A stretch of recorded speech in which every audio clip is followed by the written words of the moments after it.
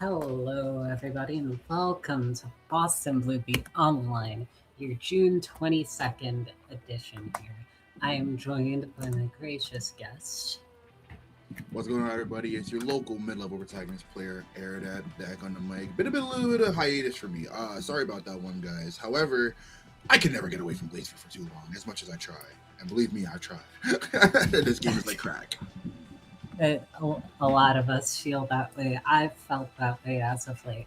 I'm Calquette, and we're here for some glorious BlazBlue Central Fiction action tonight.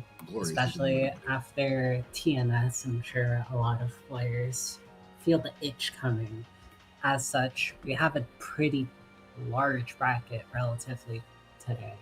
Some faces that you don't normally see, but very exciting nevertheless. Yeah, no, it's crazy. After what appears to be like a show out for TNS, I sadly missed it due to, I'm not going to lie, chat. I was a fat chud watching some World Cup games yesterday. I completely forgot TNS was on. I caught Grands this morning, and I was like, wow, damn, okay. I didn't think we were going to have such a great number for tonight's bracket, but I appreciate the support nonetheless there, chat. Yes, of course. Especially going back and watching that TNS bracket, a lot of interesting stuff, and I'm sure there's going to be a lot of interesting stuff in this bracket as well, as we get into everything.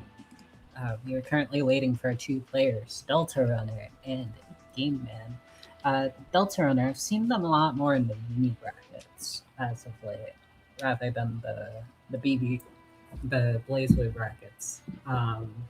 Though normally they play Lambda and Izanami.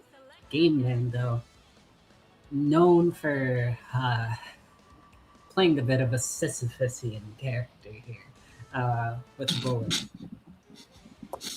As my commentary partner, so chortles. Listen, man, I agree with the Sisyphean comment. Just know I'm a Ragna player, so there's a lot of weight when you say that. Don't worry, I agree. There's a lot of weight behind when you say something like that. Just like how there's a lot of weight behind every strike bullet does. Because good lord, this character hurts, chat. Yeah, both of these characters kind of hurt, though in pretty different ways. Whereas Izanami makes you really pay for hits because of her very oppressive knockdowns and very strong conversion game. Bullet just kills you. Very, very simple conceptually as a character. Whereas Izanami here, we have this the ribcage where for a temporary time she can allow herself to be invulnerable, and instead of spending HP, she spends her barrier. That's why she's in danger state right now. And Deltarunner charges it up again, gets a command grab, baits out the DP from game, and Deltarunner, very convincing grab to take down some bursts. For sure, you put it very succinctly. Both of these characters hurt to get hit by. Izanami, it just hurts to, really have your hits be taken and whatnot. Meanwhile, Bullet, it's going to hurt physically just seeing what she can do, even with the smaller hits at jabs with some 5Bs. Of course, we all know about the 5C AK combos, heat level 2, but still, you can't really count out this character when she gets going. As we saw, and as we're seeing right now with Game Man, but also the likes of Toledo and Rascal putting up this, oh god, not that great character. Higher, she's punching higher than she should be. Yeah, this is definitely a character who punches above her tier listing would have her seen. And that's mentioned. You do see it from some of these players, like a Rascal, like a Toledo, and Game Man here isn't too far behind from them either. Yeah, for sure, character just continues to punch above their weight. But hey, with this type of character, man, and you see those normals, I wouldn't even call it punching. It's more like kicking. This character got normals for days with 2B and 5B, and especially 6B. Yeah, you need one more kick normal? How about JC just reaching right above her head on some dust loop shit? We can't see it right now, though, because Izanami's oppressive pressure, but good lord, can you really just die sometimes to both of these characters? I mean, look at that. Almost had a pure ethical... No, I'm not going to say ethical. You can't say that. You can't say that with clear consciousness right there. No, I You cannot. can't call low key. You can't call either of these characters ethical. No, not one bit. Bullet is just such a robbery character. And Izanami does both robbery and snowballs you like crazy. Uh, as we saw there in that last round from Deltarunner, where it just snowballed out of control. Mm-hmm. And if you're not ready to deal with Izanami, you suffer for it. For sure. And I need Game Man right now. Just trying to figure out what to do and how to navigate the neutral. Trying to get some free heat ups in the neutral. Trying to like do whatever they can with the homing attack. Get their pressure started. Because the moment they do, well, you see what's happening on the screen. It's like Bullet, one of those characters who can just spiral out of control if they get that one hit. They're the definition of that meme of I can't get in, but when I get it. Yep. Oh, I really like the use of the super right there. Just buy more time on the barrier timer and just, make sure it fills back up. Michael and capture wake up. Okay, I'll mess with it. Oh, gets hit by the overhead. Blocking the bids. Now you're in ribcage zone. Never mind. Disengaged. Wanted to keep the barrier. Blocking bits, blocking bits. Yeah, that's pretty much neutral for her, especially when you're going to run. As you can see, Game Man just kind of high jumping, using snap hands fist to navigate in the air.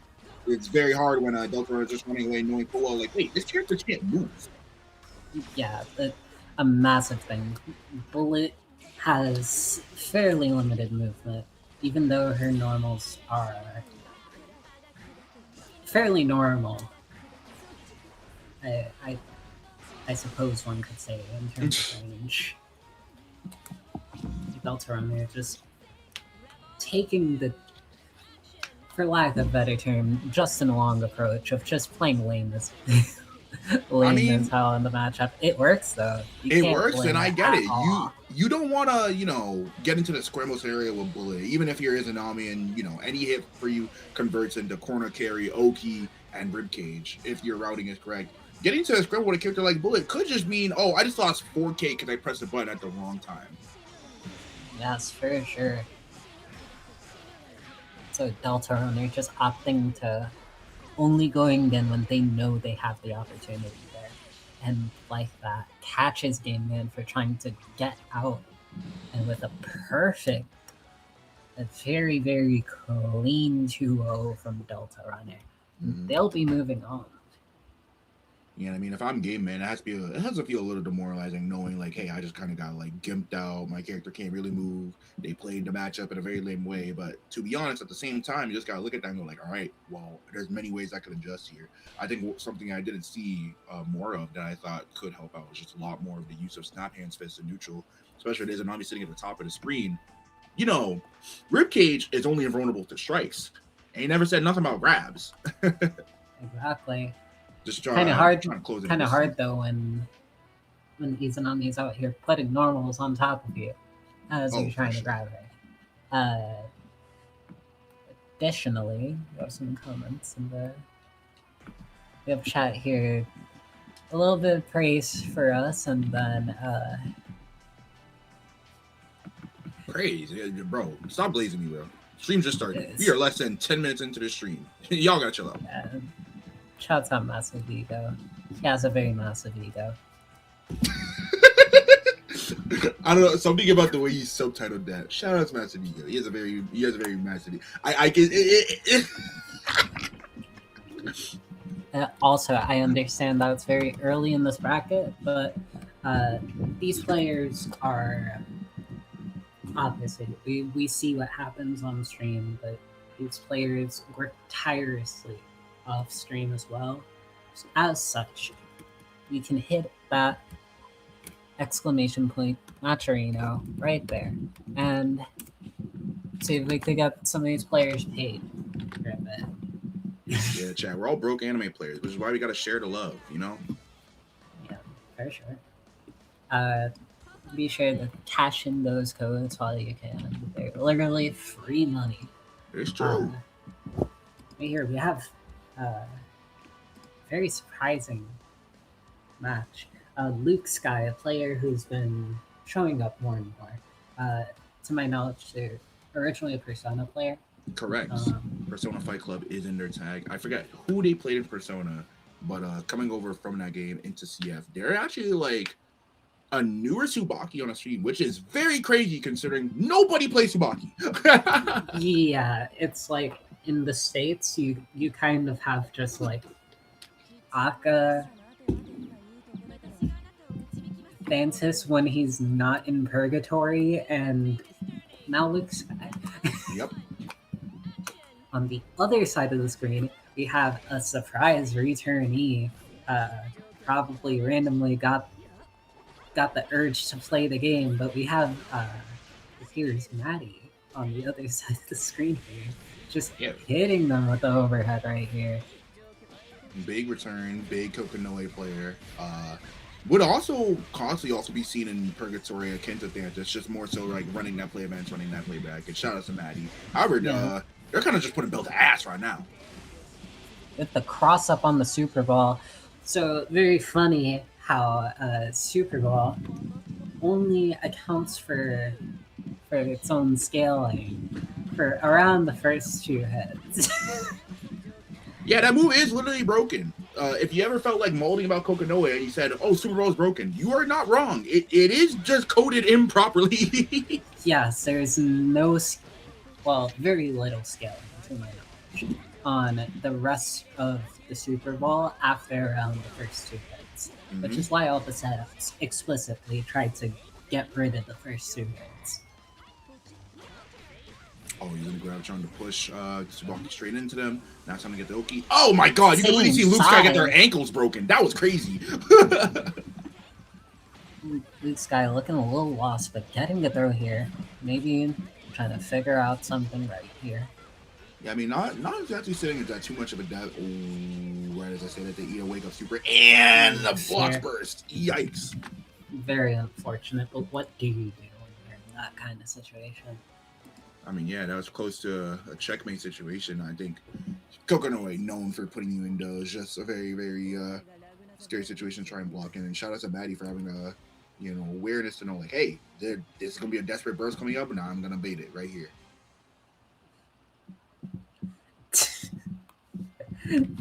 Tico saying, "Oh, who let Maddie on street?" I'm weak.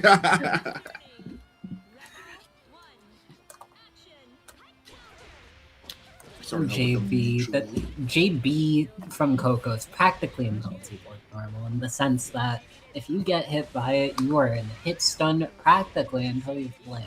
Yeah. Which is very beneficial, and this character's combos can be, well, you'll see right here. You land into the Super Bowl key, and get left right off of it. That was 10,000% not intentional, but that was 10,000% fucking sick. Just completely walking underneath LukeSky's fuzzy jump. They're entrapped by the fireball, and using the teleportation to go same side after, that's nasty. And gets hit by the very last hit of the pillar right there. A little slug right there, but it's alright. We just established some rookie. Looked like LukeSky is content with just charging up their Bible meter at full screen, but now they're going to go in, hopefully use some of that meter. Both players just... LukeSky making the most of it, forcing the burst out of Maddie right there. But Maddie forces LukeSky into the corner, into that pillar right there. Blue beat right there. Boston blue beat. Of the Boston variety, and you're gone! But we still have a last second burst. What do we do with this? Why do we like the pressure right now? The last hit of their winner side luck right here. Comeback is possible with the resources on both sides. Command grab! That's going to do a lot. Mugen combo. However, we only have 2 bars, so it's not a lot of the timer. But it's still going to drive up a lot of the damage. Might be enough to kill. And it is right there. LukeSky. It might be the gap factor. It might be the gap factor. I hate how good the gap factor is as a name. I wish I thought of that. It's not even their full name. It's probably like the Gap Factory. It's getting cut off right there. That's unfortunately gas. And now we just go back to charging up the Bible. Ladies and gentlemen, read your Psalms. Oh my God. if you look in Revelations 12:1, you'll see that LukeSky just gaps far too much. You see it, you see they talked about this in Daigo's book. You see chapter 3 verse 2 said, yeah, no, this is anime Street Fighter, and then Daigo proceeded to hit them with a Ume Shoryu. All right, reversal Super Ball. So we're not going to get the crazy scaling since all the hits will be used. But we do get a knockdown here. Oh, double JC, confirmed, 2B. We have OD, we have 5th meter, we have 1 stock in the Bible. Oh, I really like that mid-air OD cancel route. Not something you see every day in CF routing. It still pays off. The big 4K combo and LukeSky evening the set right here. Not being thrown off by that very first, very dominant showing from Maddie. Just making sure that they stand on their own.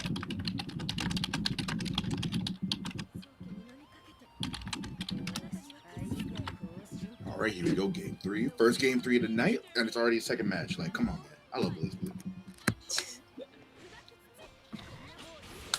Oh, unfortunate burst. That did not feel like an intentional one. Probably wanted OD, but because of the low, multi-hitting low on Kokonoe 3C, just got clipped when standing up for the OD input.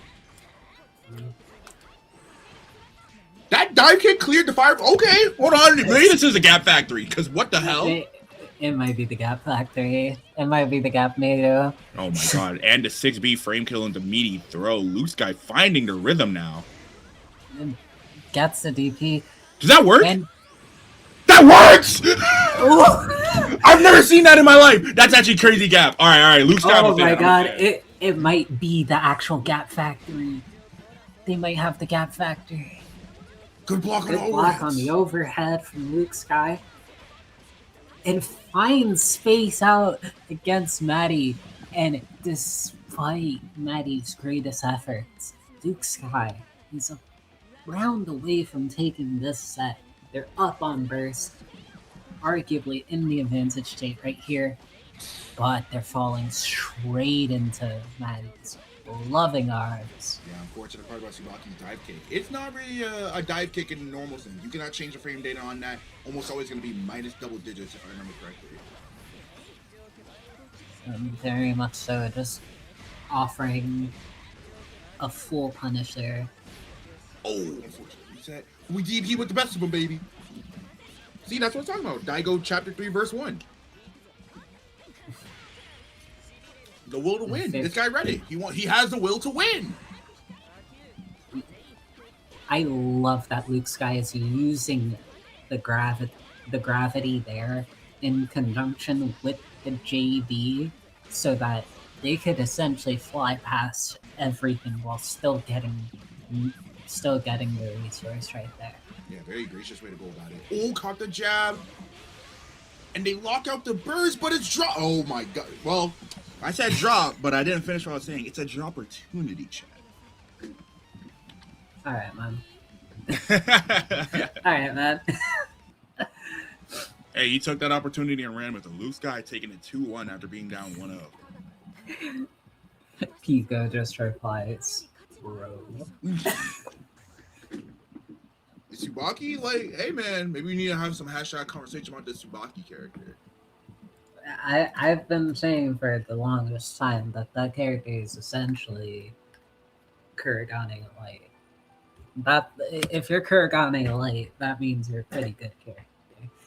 Hey man, it's true. You might not be all that bad. Maybe. Tsubaki does have some shortcomings, namely in like, despite her buttons being as impressive as they are, as someone who has more than enough experience in this matchup, they can be stuffed out pretty well. Her neutral can be kind of a two-step with like, hey, what is she really gonna do if she doesn't have her Bible socks? Because knife can always be answered with a low, and she doesn't have the greatest of like neutral big button jump ins. But the double JC does help a lot in just starting your turn, considering it'll almost always be plus, which is God, that's annoying. Yeah, for sure. This game is very prone to just having characters that I can rarely think of a character that isn't annoying in some sense. For sure. Which means the character always has some weird to fight. Now this is a matchup here that I kind of like. Shouts out to Octo for revealing certain things about this matchup. We're going to see two very good players at their individual characters performing. Octo trying to DP there. That DP is egregious. We do not feel like blocking, but it's okay. It's 9 to Phantom. I get it. I mean, this is not a character you play if you want to block. For sure. Oh, Okammunist knowing already.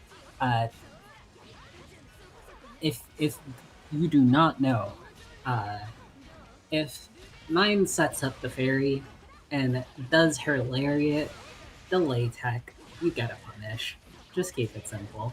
Oh yeah, we were talking about it earlier. Well, you were talking about it earlier. Octo did put out a crazy long guide to 9, anti-guide to 9. If you have ever molded at this character, and I know you have, considering you're watching Boston, you should go watch that video. It is a very, very well-informed video.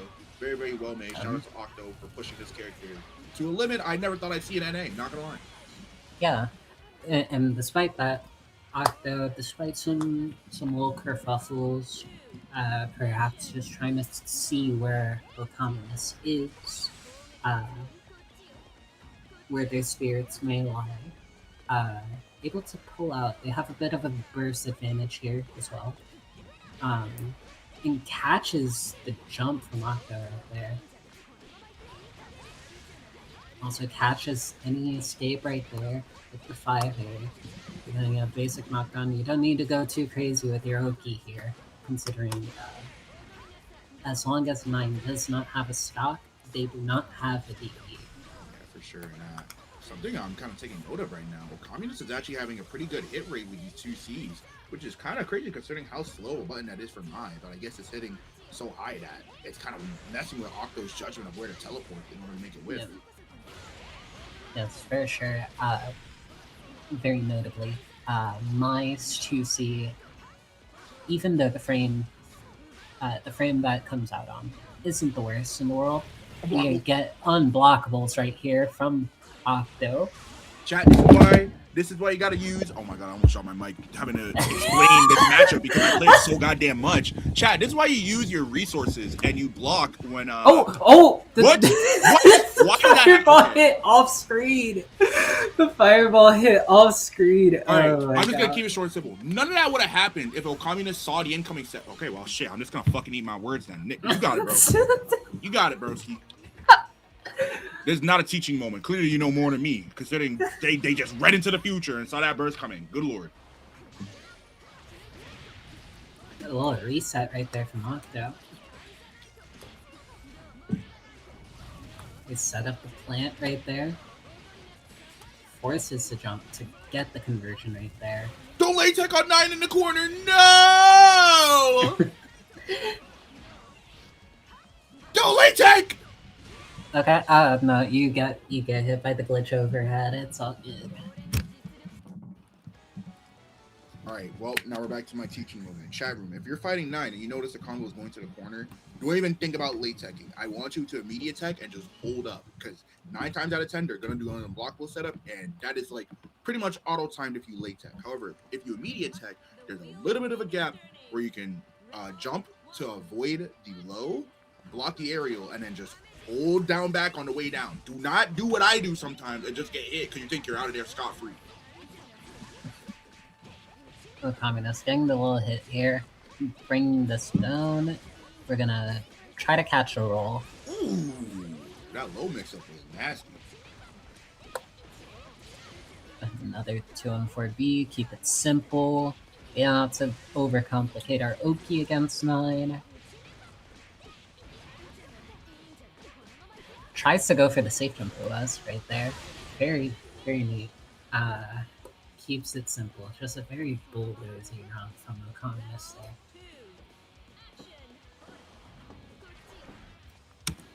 Communist right now just kind of using the fact that Mai does have access to bigger normals, but not like bum rushing 9 per se. Just sitting there, making sure to pick their spots, but it'll be Octopus replying with the wake up OD of their own. Jailing them into the sky right there. Good block on the overhead from Okammunist. Let's get out of here. The teleport. Big counter hit JC, bringing him all the way down to the floor. Yeah, big counter hit. I can't believe that button still gives you such a crazy OTG timer. And with that OD, I think that's Okammunist taking the game. Very, very dominant showing from Okammunist. Both rounds going by very, very fast. And now both players with Okammunist having the momentum going into this. Can Octo bring it back? I'm surprised not to see maybe a Rachel switch, considering Octo's apparently been playing some Rachel as of late. Yeah, looks like we're not going to see it just yet. Ooh, really good jump after the situation after blocking Crimson Raider.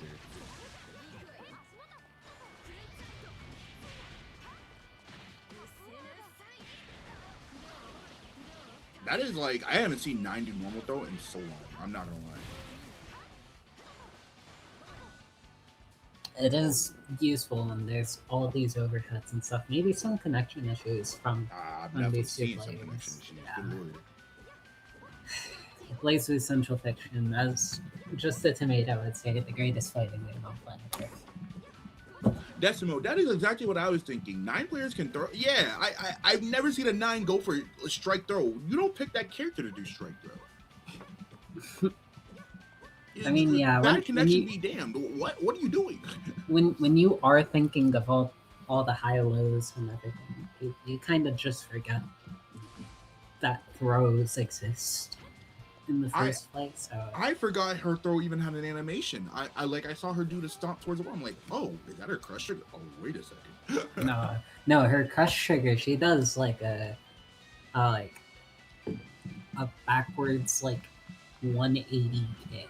Yeah, she does it's like an awesome animation. Yeah, it's awesome. Actually. Also, yeah, shouts out to every 9 just showing up here. Oh, seriously, where did you guys all pull up? What? But like, hello Tats, hello Chagagetsu, hello Remains. Like, what? That's like all of the active 9s all in one space. What is there like a 9 recollection party? In remembrance of 9 the Phantom. With the way people used to talk about that character, people did think she would. Well, I guess she did die in the story. Spoilers, I guess. Oh my god, I can't believe that green laser hit. 9 stagger pressure in the big year of 2026. Did I just see 9 do walk up jab twice? What?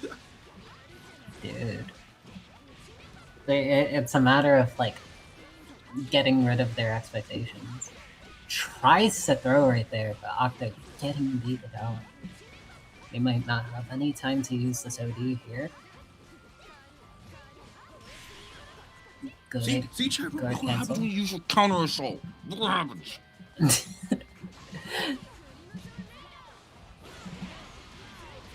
Great air to air from Octo right there. Reset. Yup, there it is.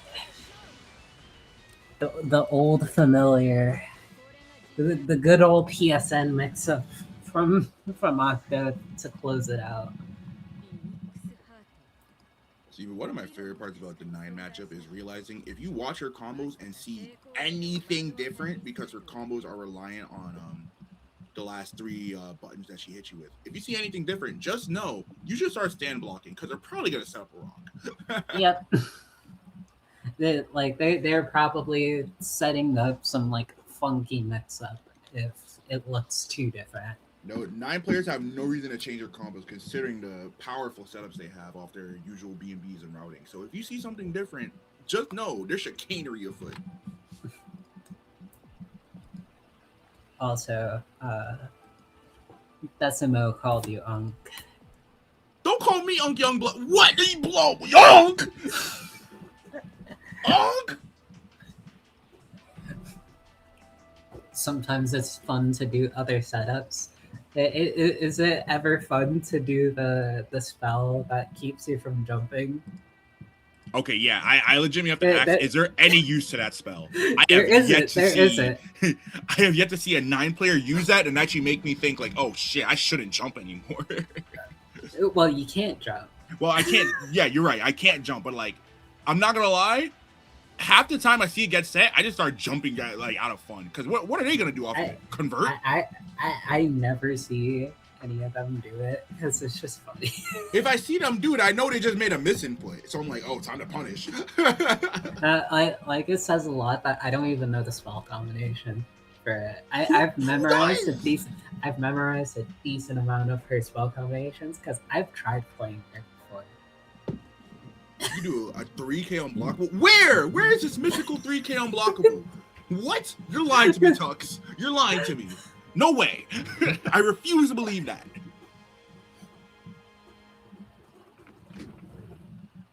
You have to burn a lot. Someone should hit it in bracket just for me. I will 9 players. Since all of you are now in the chat, you can quote me on this. If we are at a major, hell, I don't even have to be at that major. If you hit that unblockable off the anti-gravity zone, I will send you $40 right then and there. Because no way y'all are doing that. No way y'all are doing that, bro. I never see that spell unless it's a missing play.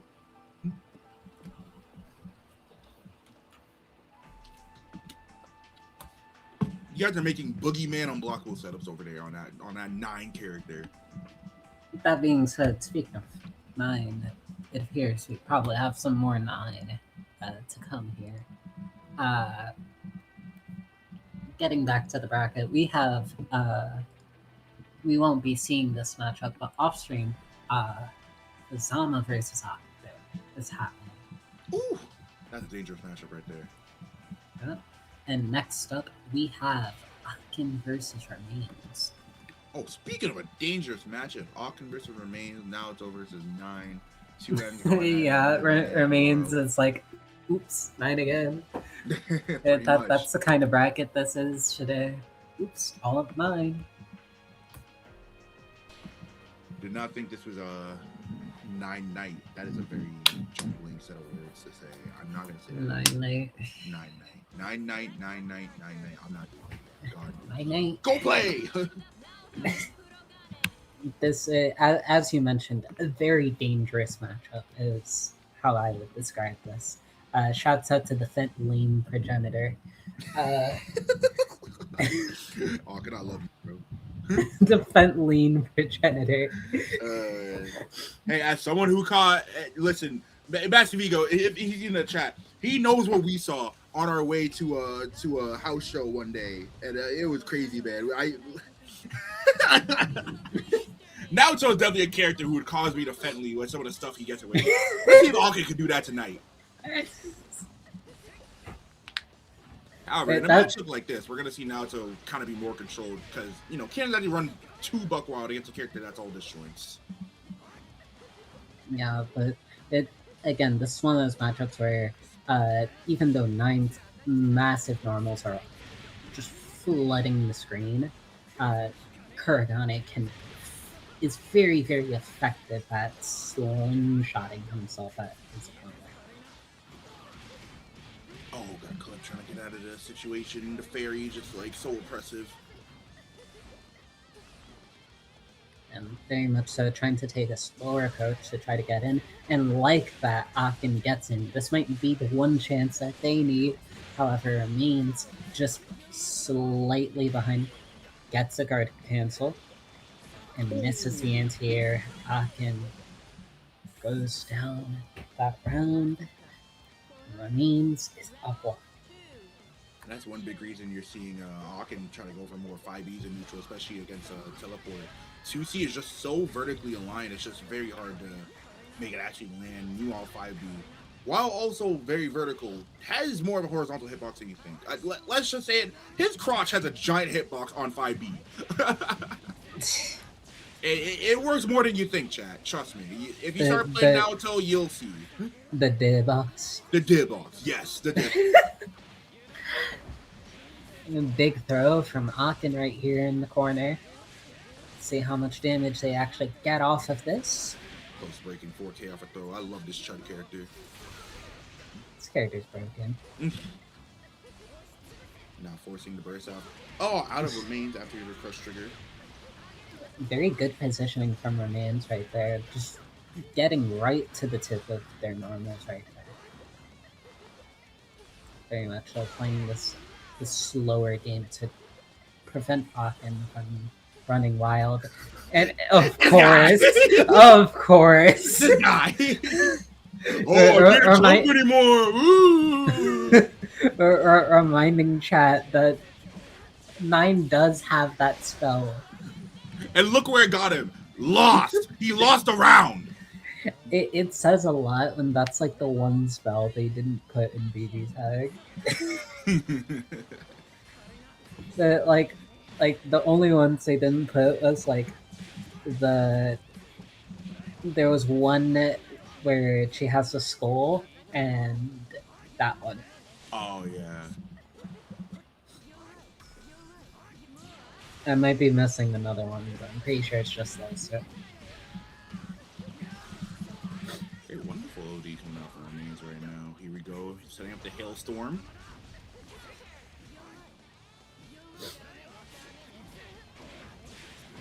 Caught whatever escape attempt of remains are trying to have. This is a combo? This is a combo you can do? I did not know that. I'm stealing that. This character kind of goes on creative mode with his combos sometimes. And that's why we love him. That's why you love him.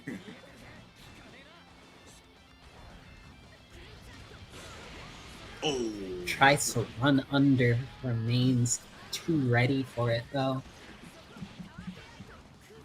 Media check on the fairy setup. Now has to take all this run force and Uki. And now you're in a very hard to block combo. Wait, we're gonna go for the block wall! There's nothing you can do! That's left-righted instead. Very unfortunate right there. Kokonoe did put up a good fight. It's very hard to find your spots in this matchup. Yes, for sure. It can be very difficult to just like try to bulldoze through when just generally very smothering and oppressive normals. Both of these characters are oppressive in very different ways. Which we might see how Kuragane is oppressive right here with these very egregious staggers right there. And the two-way under the air normal right there. And bringing them back into the corner. You're not gonna win. Yeah, these confirms are hot right now from Akin.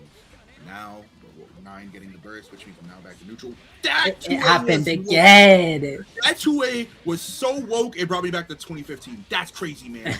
And the late air dash mix, you love to see it. It's so woke, it got you Pokemon going to the pools. Alright, that's a little bit too woke. Let's turn on the woke meter. Akin, though, was very much awake on that teleport, sharking the landing, making sure they got the trip guard into a punish. Just straight beautiful gameplay right there. Big chunks out of Remains' barrier, just blocking the charge 5D right there. Akin trying to take it slowly, finding the space that they can just... I like how he said take it slowly and he immediately do a fully charged 60 of neutral. This is my guy, bro. I love Akin. If you think about it, charging up a 60 is a very slow thing. Didn't say how violent it had to be. Just that it's slow. True. And DP here. Alright, right. Latex just as good. However, we do get fuzzy. Another knockdown here. We That's out. out of the way.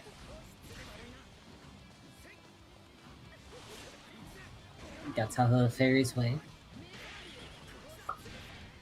Full screen. And still trying to find that space. Using the 2D as well to try to get under the air normals, but it's not enough. Can Remains capitalize here. I'm solidly sure that's kill. No, we try to extend or the not. too long. They got hit for trying to probably jump out. Yeah, seems like it. Insight. Infamous slave. Very, very massive for its speed.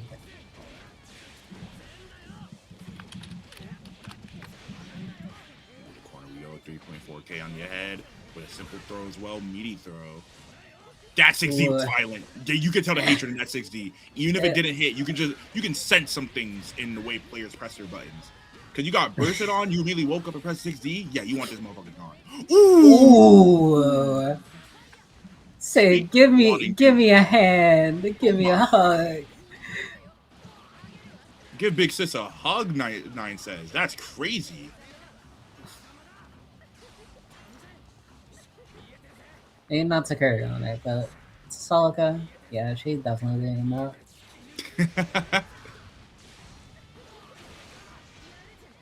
One more hopeful burst for Akin. Yeah, look, I understand that. Ooh. And catches the attempt at a jump out, remains taking it right there, 2-0. But Akin, great performance there from him. Always trying to stay in the game. Very difficult matchup considering the huge disparity in the size of their normals right there. But nevertheless, remains moves on, and we will have our next tournament match here after our second little watch of our 9 session of this bracket. Some bracket updates as well. We have a DQ. Sonali DQing and Heartwad will be facing Tugazo on the other side of this bracket. Along with that, we have Fuzzama going over Octo 2-0. We'll be seeing whoever wins of this set right here between Soliloquy and Ryuka-sim. And the winner of this will be facing Fuzzama in the top 8. Ooh, we got top 8 qualifier already into the stream. Yes, additionally, we have Remains, the winner of our last set, facing Play Guy in our next match after this one. You want to talk about all 9? Oops, all blood edges. Naoto and Ragna back to back. I wish you the best of luck, friend.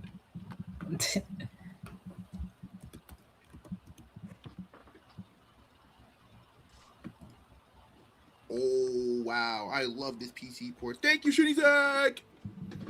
Just as you say that, my game crashed. Oh, so half the room got boomed. Okay, word. This game is, as our good friend would say, plays with Central Fiction, the greatest fighting game on planet Earth. Oh, yeah, Tomato got a lot more hope than me when it comes to this game. It's PC port. I love Tomato. Shouts out just a Tomato. Shouts out just a Tomato. The only gravity setup is against Carl, but I don't think I actually remember it. What do you mean it's only against Carl? So you're saying legs? No. So you're saying that we're putting a bounty on XCal specifically, specifically for all 9 players to try to hit XCal with this setup. And speaking of more hilarity, shouts out to Massive Ego, one of our great CEOs here at Boston Movie. If you see Massive Ego at a major or online, you guys should tell him thank you for all his work. However, this dude did just DM me. I just had 2 losers players decide a loser DQ with Connect 4, man. All right. What do you mean? So if you see a DQ and losers, just know that was decided with a game of Connect 4. Oh my god. Oh my god. Yeah, don't get better than here in the CF community. Wow, that J2A hit at... This game sucks, man. Yo, this game might be Not as great as Tomato says. This game is great if you're looking for a comedy experience. Yeah, it's hard to laugh about right now, especially with a trade like that, looking real comical.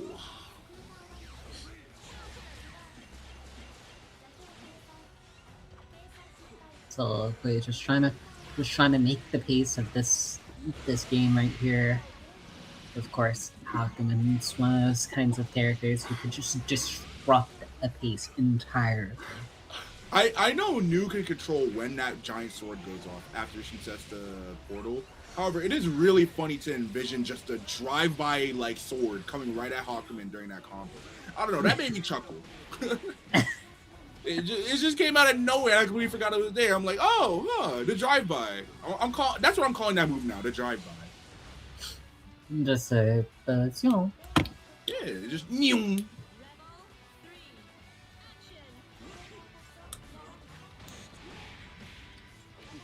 ID 2D from Ryuka-sim. Oh, man. Alright, a lot of 4C right now, finding its way on block. We do 6B out of hit stun? Hey, it does reel back like the front foot of his butt. I know, it was a good option. I'm just mad that he did it. Sometimes... say goodbye to the matchup. That portal lasted so long. Oh my god. Ooh, anti-air JD, you're gone. They're taking so much damage. That was almost... Alright, here's full. So Nolly and Heartwad decided on who's a DQ to lose by Connect 4 due to poor connection in game, but connection tests were too close to call. That is why Sonali is in losers over a game of Connect 4.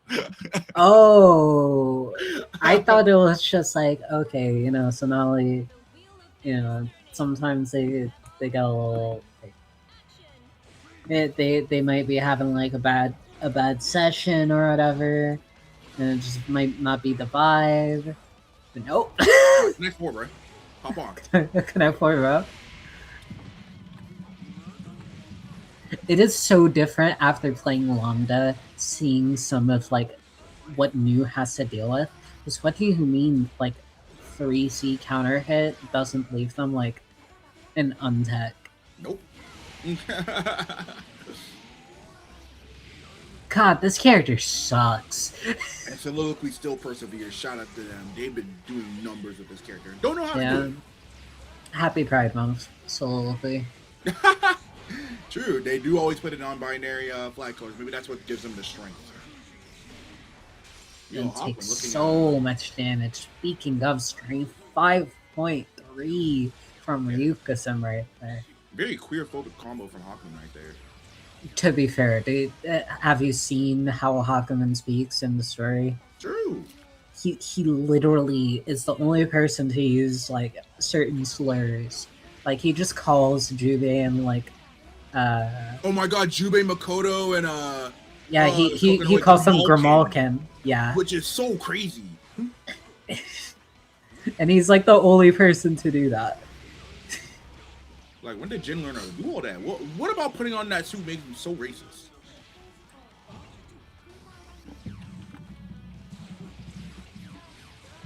BBBO Connect 4 back on Thursday soon. Don't invoke the incantations. Don't say that. Don't say, oh good god! Okay, good OD. Good OD. Good OD. That doesn't reach full screen though, because it got blocked off by the projectile wall. Oh my god. And he just does it again!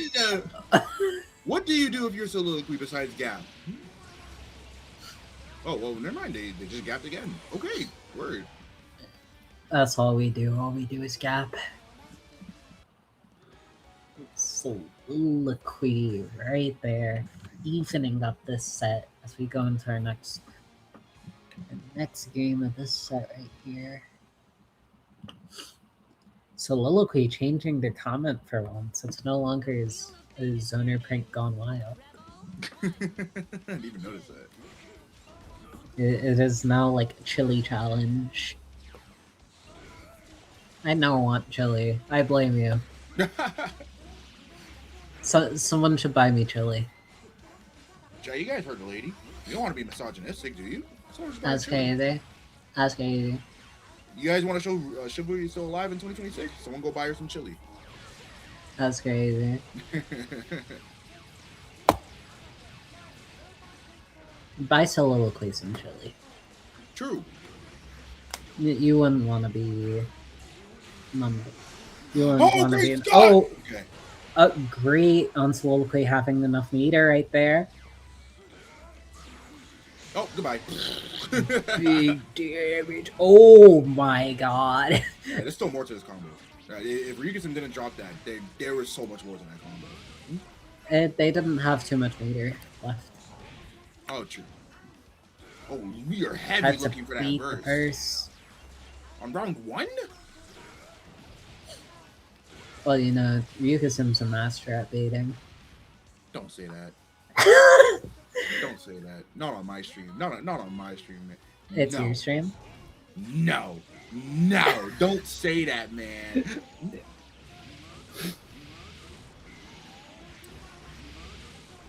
Oh, Soliloquy, for all their efforts and trials and tribulations, got 2.1k in that combo. Meanwhile, Hakumen is going to press an assortment of the C and or D buttons and get 5k. Well, clearly it's because Hakumen putting in a lot of effort. Yeah! Something like that. Oh, wait, Well, you're dead. Wait, what happened? Wait, hold on, what happened here? What happened to Ryugusen himself? Whoa! That's the highest damage combo that New will ever hit. Yeah. God, this character got so nerfed going into CF.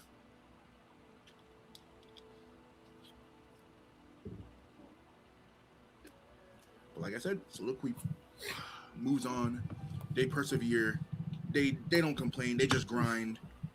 They might complain actually. I don't know how they are. I imagine if I had to play new every day, I'd start complaining. Speaking of that, I would imagine that matchup's cringe for both players, as we could see Ryugusen bringing it up in the chat right here. I understand. It is probably one of those just like, it's just so annoying on both ends, because New is probably just like fighting for her life to never get hit, whereas like it's hard to get that hit. Yeah, Soliloquy just replies yes, heart emoji. It is that cringe. It is. I would imagine it's just cringe. It's just, it is kind of just like zoner versus character that does high damage. It is a zoner versus a, well, quote unquote defensive character. I experience it whenever I play Lamb and Hakumen. It feels ugly. Mm. What isn't ugly is we have Remained, who was on our stream earlier, versus Playguy, who I believe got third at yesterday's TNS. Yeah, congratulations to him. Very well. Very much so, congratulations. I hope there was a payout for you. TNS money do be going crazy. Hey chat, if we want to get the TNS money, we have to do it with your help. Make sure you hit that Maturino code. That's make sure play Maturino. I'll be grading you at the end of the night. Because we're broke and I want that TNS money for the stream. For the stream. Or not that I want the TNS money. I would like it though. But I mainly want it for y'all in the stream. But if the offer's there, You see, he's too much of a coward to say that he actually wants money. I want money. Well, shit, okay, we just gonna say it straight out. Goddamn. So do these players, though. And as such, do us a solid. As mentioned before, there's a Maturino right there. If you so desire, it is free money. Yes, Fuzzama. Money good. Money good. Money very, very good. Yeah. Me no have money equals very, very bad. Which is why Yeah. I get money. So if you so desire, I'm fairly sure there's still codes to cash in there for the match arena right there. Feel free. It's free money, 3 clicks, everything's handled there. Uh, what isn't handled is this set right here between Ramines and Plagueye as we figure out who is going to handle the other. Pause? Wait, well, that's a crazy way to hold on. All right, never mind. Ragna versus 9 is a matchup in which Ragna's very, very great neutral, which I'm of the opinion his neutral is better than his offense and even more than his defense. You start to see it really be applied in such a way wherein it's awkward, but it allows for Ragna to really control the pace of the matchup more than you'd think, especially on paper, considering the normals at play here. Very good from Plagueye right there as you see Remains trying to get out of 9's invincible teleport right there and just stuffing out everything that they could do with their jabs right there. Making very, very good use of their jabs right here and just keeps it simple. That 5A 5C was beautiful. Oh my god. But yeah, we're going to see a lot of that 5A, a lot of the JA, and maybe a lot of 5B to control 9's teleports. Because even though those teleports are, insanely hard to deal with the amount of invul, the fact that Ragna's buttons are all very active, if not sit just right in the correct places to catch those teleports, is what determines this matchup. Yeah, especially these very little commitment buttons that Plagueye could just use to stuff where he thinks 9 is going to be. Ooh, perfect use of the hit stop OS right there. All right, Plagueye, stop tweaking. That's a move I would make. That's why you're in the tournament, not me. All right, get the kill. Boosh. Keeps it simple, spends like that. Plagueye immediately going up again. Very, very dominant, very convincing one from Plagueye right there. Yep. And like I said before, Ragna neutral is just so good, wherein kind of cages in 9 despite her having the free reign to teleport. Often leads a lot of 9 players to kind of porting themselves, giving up a lot of space trying to walk back and forth. Meanwhile, Ragna just casually checking teleports, walking them down to the corner, giving no room to escape. And as you saw with Plagueye right there, not exactly threatening much and overcommitting on offense, just kind of playing it safe, wanting to check with lows in case 9 wanted to jump, considering she does not have the best defensive options. So just constantly just peppering with lows, peppering the resets, making sure, hey, you gotta work your way out if you really want to do it. And just smothering Remains despite anything that they want to do to try to get out. Very good optimization right there from Plagueye. Very simple one too, just making sure that they use all the resources that they have available to them. Ooh, just runs in there with the 5B, and that CDP could not have. Okay. that is the most 3 CDP I've ever seen. Yeah. After playing Ragna for a significant amount of time, you just get those sometimes. Even the best get them. Oh, if he OD'd, that would have been a lockout for the kill. I'm sorry, my Ragna optimization brain just actually sparked up there, chat.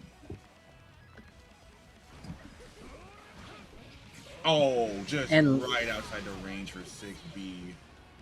And like that, with the swiftness, Plagueye making very easy work of Remains.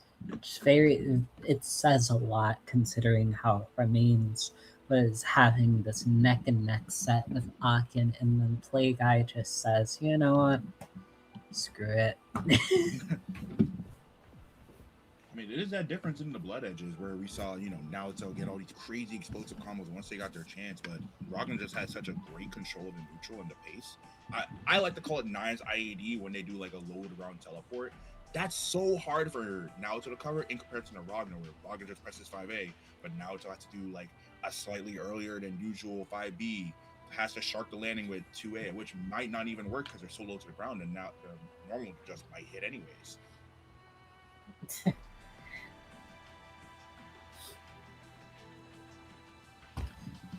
Ooh, but with that, that is the end of the set. And going on, we now have our top 8 set that reaches on Soliloquy, play guy Heartwad on our winner's side, loser's side still being set up. And because loser's side is still being set up, you guys know what that means. It's time for some ads. Yeah, y'all thought we weren't like also a corporation. Yeah, we're big bad BBB over here.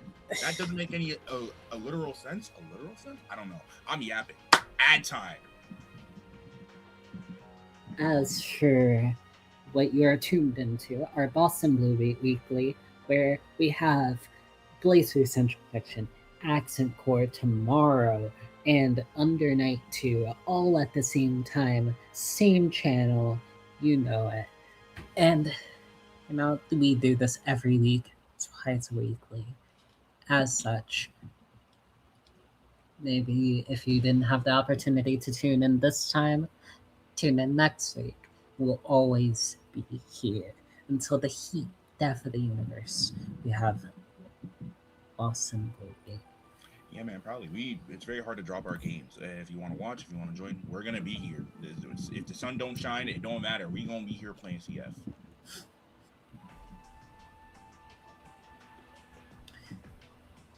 As Massive Ego says, BBBO is just a big front.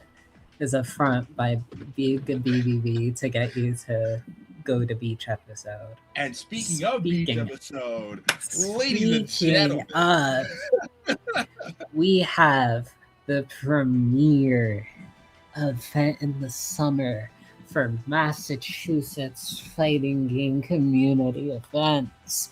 We have Boston Blue Beach episode happening July 18th to 19th, 2026. That's this year, where you could see the Start GG right there, StartGG/beach at the Westin Waltham at Waltham, Massachusetts, right around the Boston area, right there, where we have a massive assortment of games. Yes, join. You can see right there, Massive Ego hit that exclamation point beach. There you can see all the games that we have. We have Street Fighter 6, Tekken 8, Guilty Gear Strive, Guilty Gear Xrd, Accent Core, the glorious game that you are watching here, BlazBlue Central Fiction, 2XKO if you want to be mainstream with it, we got that too. We have Grand Blue Rising, we have Under Night, we have Melty Blood, Sailor Moon S, and a mystery game tournament. We have all your bases covered here. Along with that, we have... Let's see that slide. This is my favorite part. Oh, this slide's not there. Let's go. Okay. There it is. Additionally, my favorite part. Yes, I love the name for it. I love the name for it so much. If you have a bit of a side beach, perhaps we have even more games.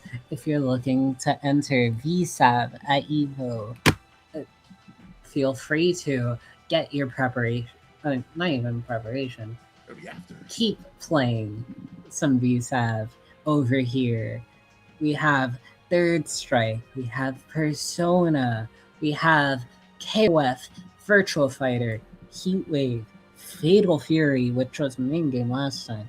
We have some even more Melty. We have Fighting Herds. We have KI. We have even more BlazBlue action with the BB tag. Yeah, you know something about that game, don't you? I suppose you could say that.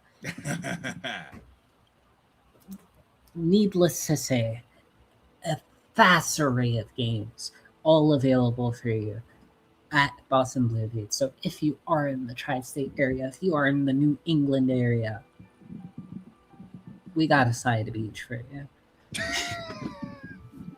And chat room, don't forget Additionally, all that.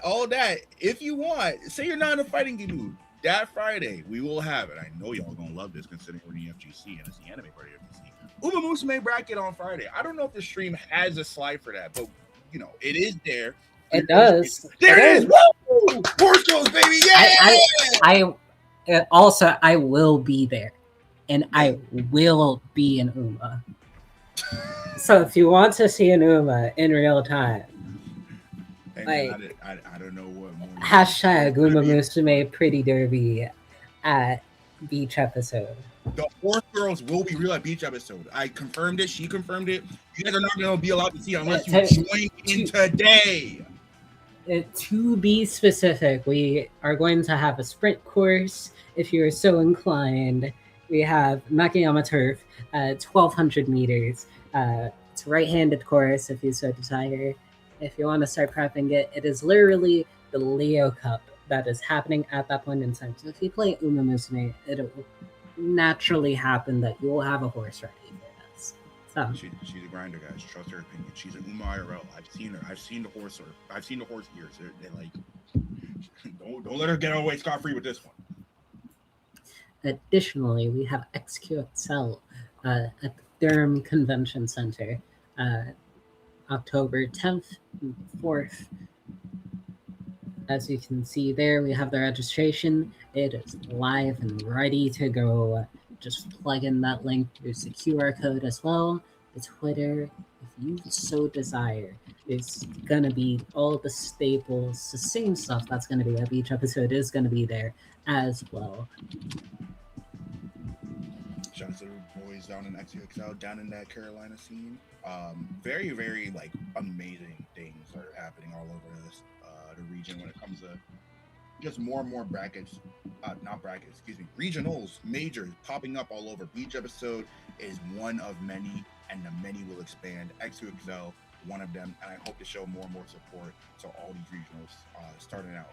I think together we have something great here for the FGC. But if I am to gloat a bit, all I'm saying is Beach episode is the one that's on our World Tour. So, hey, I think that's going to be the for that. That's the deal. Tiny little flex where Boston Blue Beat is allowed to be the one to announce BlazBlue side reality. All right, let's chill out now.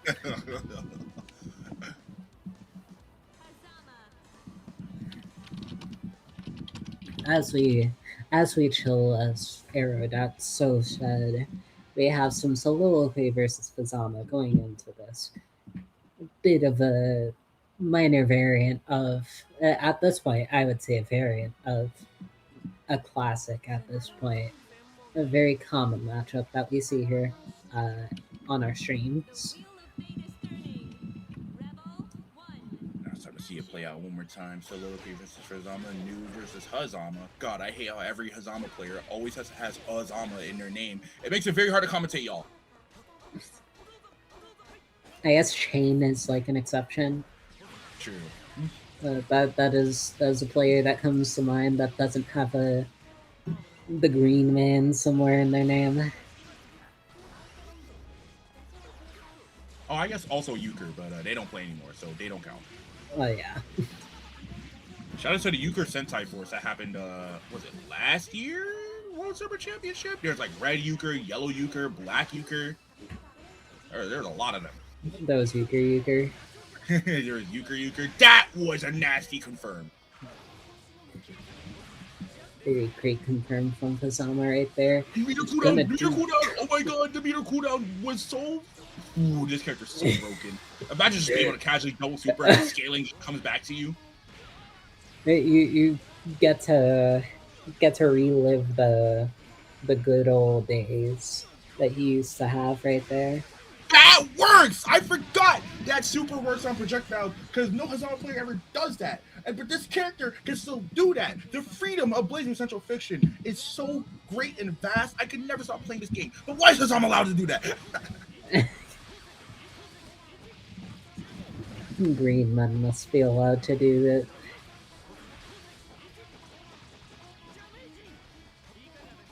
Okay, decent amount of damage here again. The smoke down. Probably caught jumping right there. But Soliloquy able to get a little press out.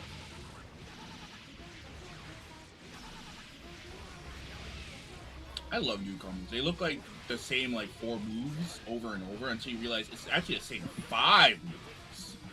Yeah, it's the same 5 moves, and also just like in very weird assortments of timing.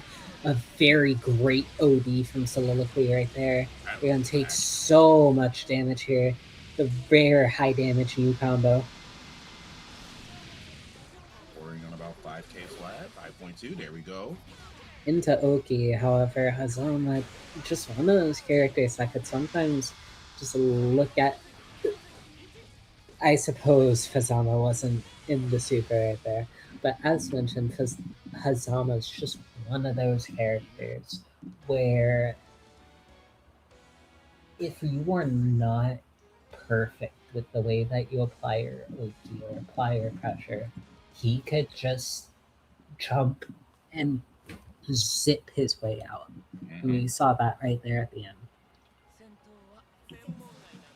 The power of his very unique movement tool.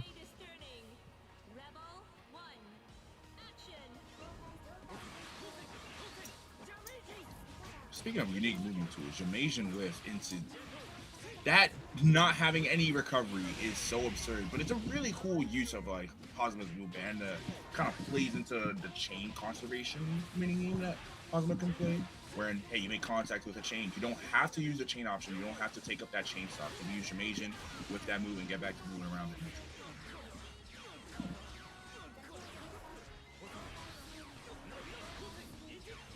These were just sending whatever projectile they have right now, hoping it connects and just being able to start their turn. So Soliloquy working from the back foot and will continue to work from the back foot as they take this Oki. Got hit trying to move on wake up and will move around for it. Very much so in character, where Hazama, much like this snake that he is, once he gets his hands on you, it's just suffocation. Strangles the life out of you.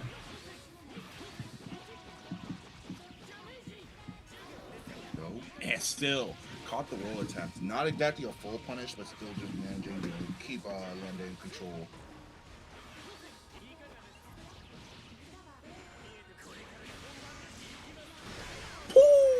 Dashes into the super, even though it's a Boston Blue beat. Oh god. Anyways, you could tell Soliloquy saw the dash Hotenjin and just hands off the controller. Just you got it, man. Of course, could attack, but alas, I'd also put down the controller. Like, hey man. I would understand where it's just like you just assume it's over.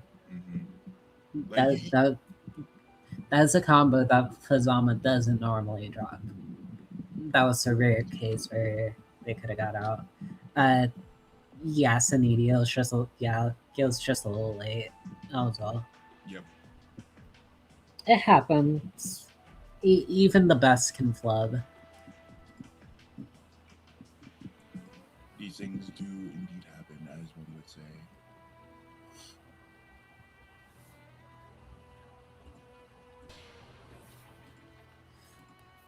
Furthermore, our next game, we have Play Guy versus Heartwad for our next stream match. Furthermore, what's happening in losers right now? Sonali, loser of the Connect 4 game, lost to Ryugusen 2-1. Ryugusen made it to top 8. On the other hand, we have Octo versus Akin. Akin seeming to have to run into all of the 9s today. They're facing Octo to see who will face Ryugusen in losers top 8. Additionally, we had Tubazo beating Zen and Remains beating the Okammunist. And Tubazo and Remains are in top 8. Oh my god, I talked about unethical matchups. That could be a haram matchup. You said 9 versus Arakune? Oh, good god. Yep. Tubazo, to my knowledge, going to Evo. Oh, congratulations to them. I'll be watching out. Arakunes are always always a bracket threat. Yeah, they would can and will mess up the bracket and send some of the losers earlier than they should have, and just make everyone's life a living hell. Yes, for sure, for sure. Speaking of Heartwad's comment being Akin Arakune.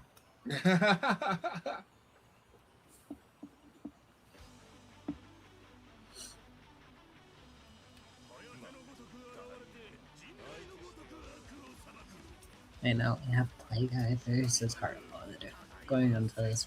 Play Guy, one game that they did have on stream, incredibly dominant. So hopefully they're able to ride that momentum. But we don't know how strong Heartwad has been playing so far. Maybe the Connect 4 has put some motivation in them. All right, That chat room. big I count. don't mean to interrupt, but like Bang has a crazy like waist to hip ratio. Like what? Why is this shit so snatched? That shit just hit me. It's less waist to hip ratio and more waist to chest ratio. Yeah, waist to chest. I mean, sorry. Like his shit is crazy. I was looking at that during the intro. I'm like, why is this guy built like a chess piece? It is regrettably like certain other male characters have this too, where they have the bit of the bar build going on. They do, and I hate it. Like look at this guy, bro. What? He looks like a chess piece. He looks like a damn rook or a pawn. There's all block and then just like nothing in between. Like, bro, where are your organs, man? Anyways, though, we don't get all 4 steals in this confirm, I assume. No, we drop. Heartwad, Howard picks it right back up with her, going straight back in the corner.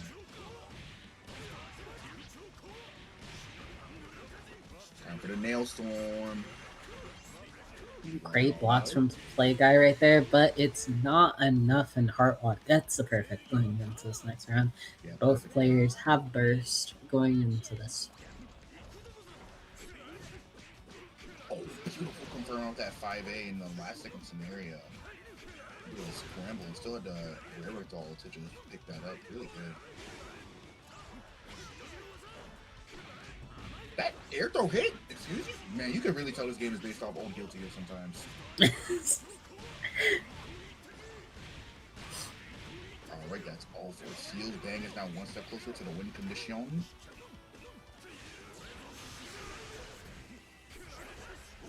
Poppin' OD. Probably a little too early. Heartwad getting a little ambitious at that. Spend some meters RC off the 3C. It's gonna be a significant amount of damage here from Play Guy. Yeah, actively on the side of Play Guy. Some Night Kazu.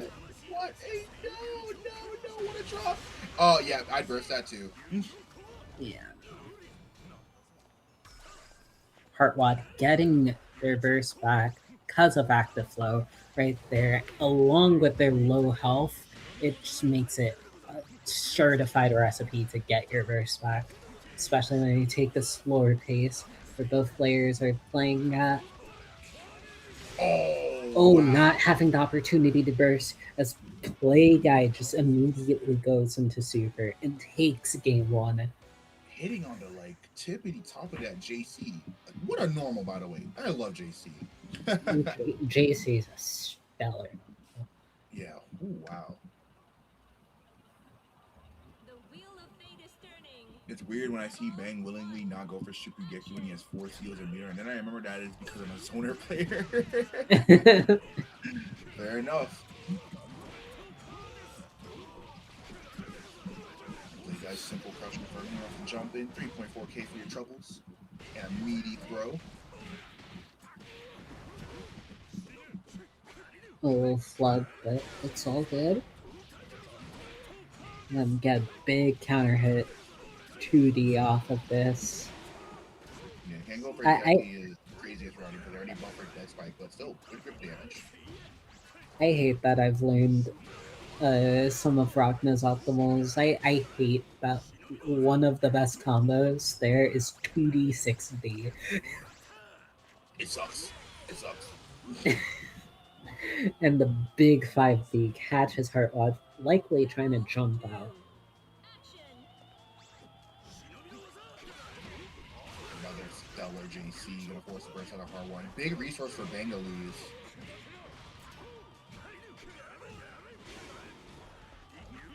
Very simple staggers from Play Guy, but just because they're simple doesn't mean that they're bad or anything. That being said, Heartwad with an amazing confirm right there.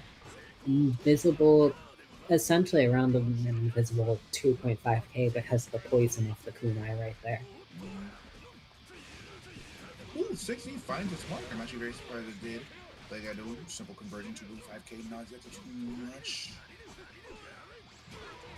Oh! Okay, caught the drive normal. I can tell Play Guy wasn't expecting it, considering how much armor that drive normal has. You usually are just fighting against it before the explosion goes off. Oh no! Oh, very unfortunate for Heartwad. Play Guy. Play Guy? The dash cancel? Question mark? The DP into JD question?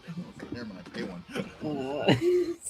It's all good. Heartwad, unfortunately, unable to put the pieces together, and Play Guy able to keep it all together in the first place. They will be moving on. That dash cancel JD blood save? No? Okay. Play Guy so far has not dropped the game. Oh my god, wow. That being said, neither has Fuzzama. They will be meeting each other in winners finals. You know what that means. That set's about to go to game 5. Easy.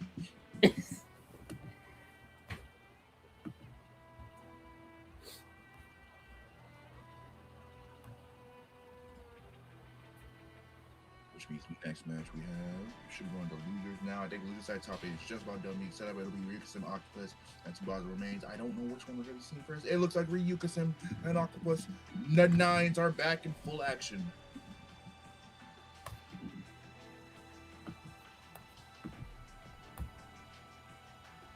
I made the mimic, but unfortunately something went so wrong, and now I can't do anything but sing this stupid. I hate that you made me read that out on stream. God damn it, Octopus. God damn it.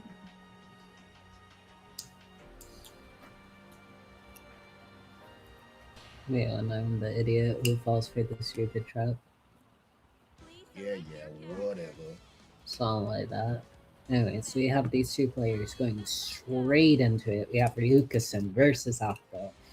Very much so. It's somewhat similar to the matchup we saw earlier on the stream of 9 versus Kurigane, where it is 9, this very oppressive normals, very big normals character, versus Hakumen, this character who's constantly just looking at you and just saying fuck you. Very apt way to put it.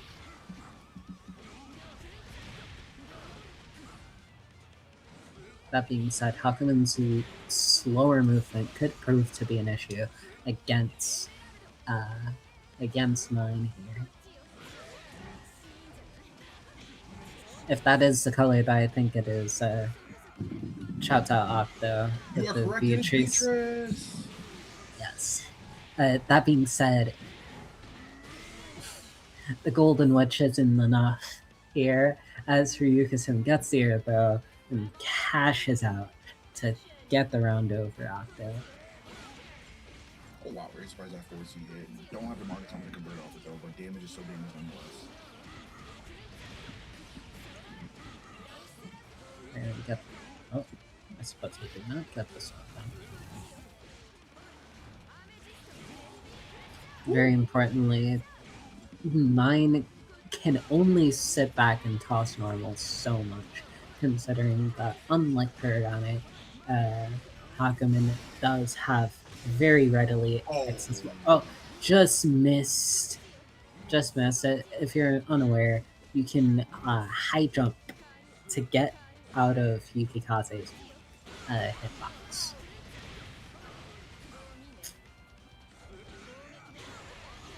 Octopus breaking new ground with 9, just simply walking around instead of teleporting. But there they are. There's a teleport. Still gotta use them.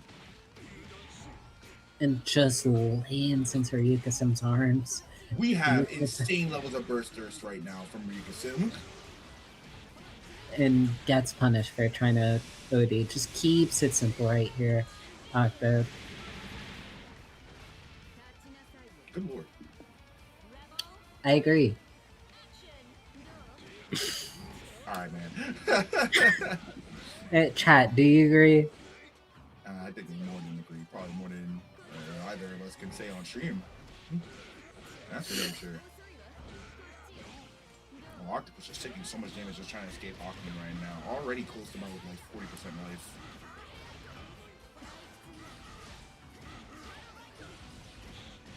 Just actually setting up the unblockable. Actually, ooh, that all counted as a combo. Oh wow, I'm very surprised. Very unfortunate. Regrettably, that all counted as a combo, so it didn't actually unblockable there. Unfortunate. Just simply connecting too many of the dots. Too much connect 4. Far too much connect 4. If I see Ryukasim bait another burst on a combo that wouldn't kill anyway, that's what I'm saying! Jesus Christ! Like both players know it's not gonna kill, so why are you why are you baiting the birds? We simply have to get the clip. The burst thirst is unquenchable.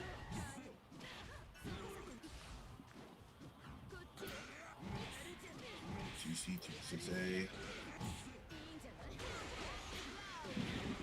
Weird, that's right there. Oh my god! Whoa! Oh Lord! Jesus! Ow!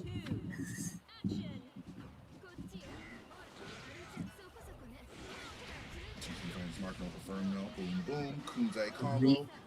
Reset with the Kunzai. You know, I'm starting to see a lot more of the routing from 9 players incorporate the GOAT. I did not I haven't seen that before. Okay, this one really working right? No, we can't set it up in time. It doesn't matter. Even though we got the counter hit, we're not able to capitalize off of it. Octo, hopefully keeping it simple here. And they do, able to put it all together. That didn't even feel like around. I'm not gonna lie. It just kind of felt like Octopus just found control of the match and immediately just ended it. If you could convince me that was round 3 and that was the end of the set, but here we are, the actual round 3. Wake up from Octopus, gonna get the side swap. That side swap with Crimson Raider is so clean. I hate when it happens to me though. It's one of those combos where it feels like she shouldn't have it.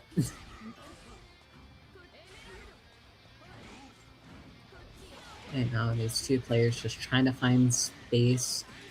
It's very, very uncomfortable for both characters as they can't exist in the same space. And cutting the projectile from the fairy right there. Ryukasim has full Magatama. That's a big 2C right there from Ryukasim. Oh my god. We are throwing the game away. Now you give up your burst as Hakumen. Hakumen giving up our burst, by the way. Okay, we still have the resources. Hey, they have full Magatama. Oh no. What is going on anymore? Kunzai plus 8. I was about to say plus 20. We are no longer in 2016. It's not CF1. That went right through the body property poke of 9, and I hate that round 3. I kind of wish it ended on that round Octopus time, because that round 3 was shambolic. Congratulations to Ryukasim though. That was a very nasty, squabbly set. It's a Ryukasim set.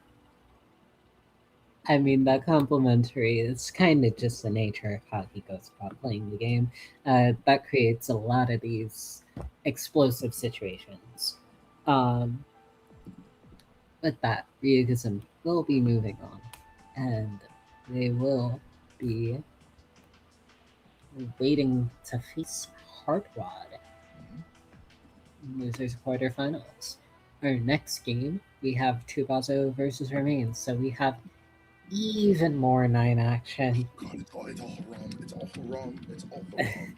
This is a very haram matchup. This is a I would I need imagine, halal CF back in my life.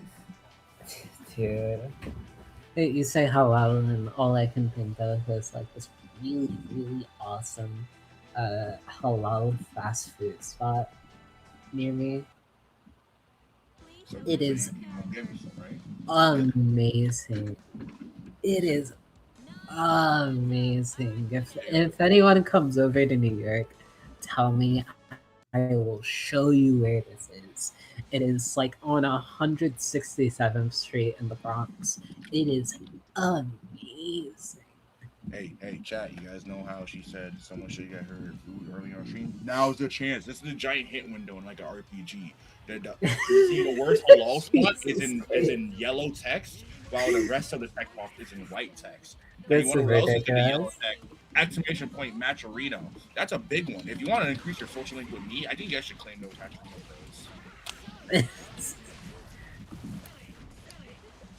Exceedingly haram. Here we have both of these players. It's like I would imagine this is in Nine's favor in neutral. I believe this is in Nine's favor, but it is just insufferable for Nine since she can't move. She can't move. Yeah, if Nine can get into her position to press her massive normals, then it obviously becomes a big issue for Arakune. Because Nine is one of the few characters where she can, maybe not to the same degree, but still put up similar win conditions as a character such as Arakune, which is massive in this matchup because you have to make things hurt the same way Arakune makes them hurt, and now the bugs are back. As you could see, if one of my favorite videos after Dracula Flow, the bugs are back. And that's the only thing I can think of right here. Oh my god, guard crush side swap. Why do I play this game? God. Oh my god. I keep my clock at the Vatican.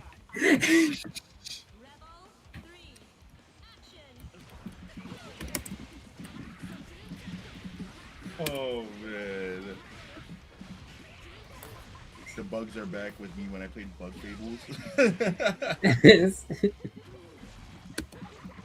Oh, there goes that nasty cloud, just restricting Nine's movement even more. If she has one thing that can get her to and from across very quickly, it's that high jump, but when that overhang is there, what do you do?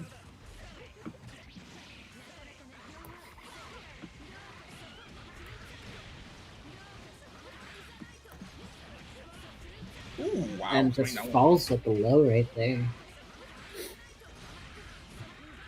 Oki time. Here comes a meteor storm. Can't do much about it because of that curse pop, because of the wake up OD.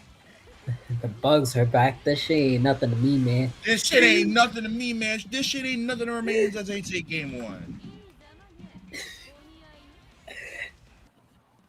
I thought it would be a good idea to, like, whenever Arakune starts having the bugs, just to, like, say Dracula flow lines, but I don't think I could say some of these on stream.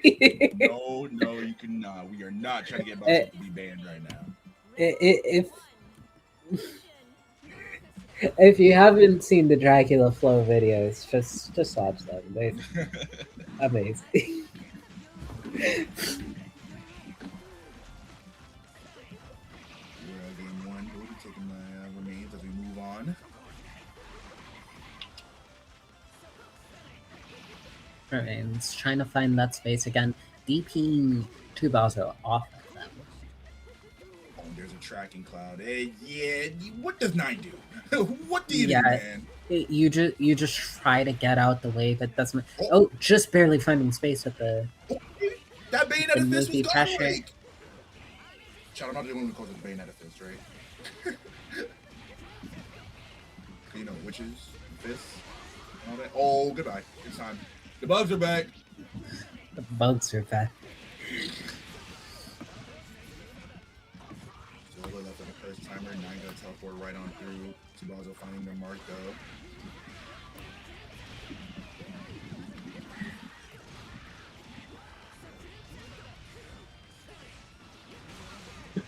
You never seen 10 bans in your life, jit.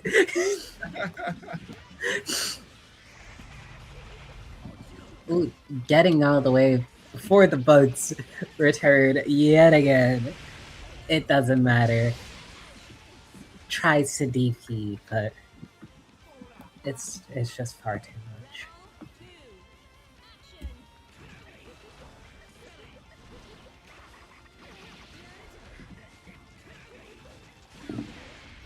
God, this shark is... I don't even know how to talk about it, considering it's not that great of a move, but it will constantly catch you, multi-hitting low, on a character that one hit converts into their win condition. Man, I hate that shark.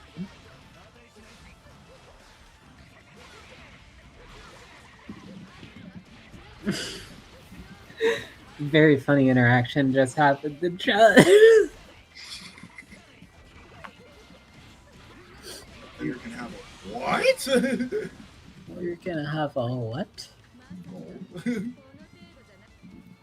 A player can even up this game right here, just like Remains did. Looking maybe to push this out, but then again, we're gonna have this curse right here. Good blocks from Remains so far. Ooh, nope. Can't get them all last. You can't block. You can't block forever. Block forever. That was a really, really good sequence. Oh no, and now getting hit by Arakune again. Round 3 curse might be the worst feeling thing in blazblue Central Fiction history. Especially when you're already reversed it, because now you just gotta hold that and you're dead. Wait, no, we didn't go for the kill route. Gets hit cross up, then cross up again to Bazo.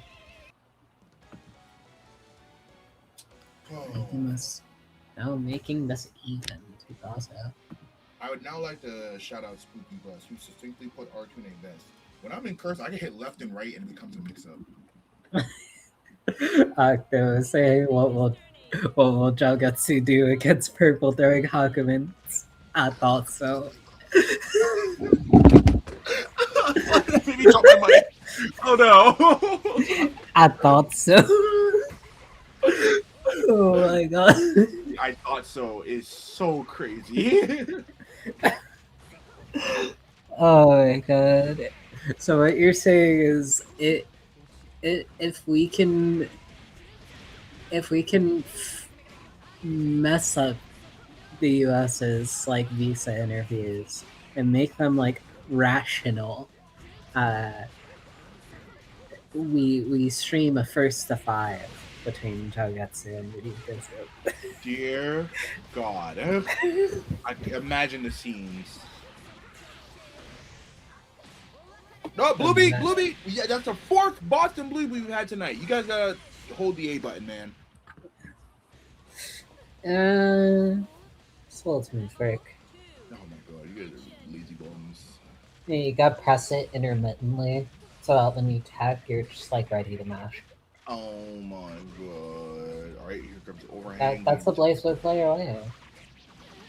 Oh, I guess. Great anti-air from Tsubaki right there.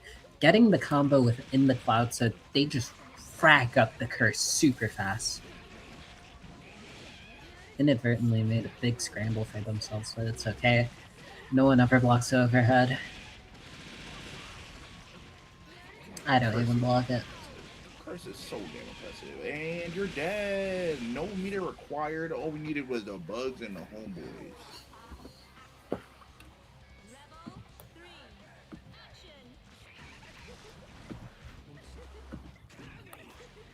I'm moving like Oppenheimer.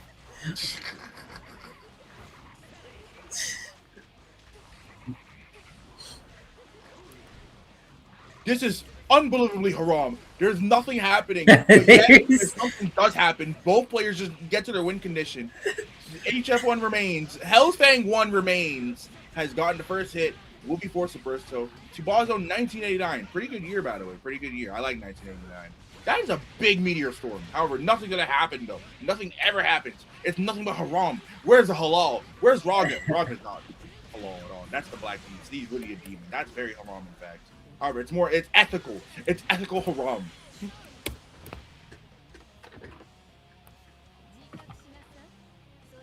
Meteor was invented by John Super when he tried to do a special move twice.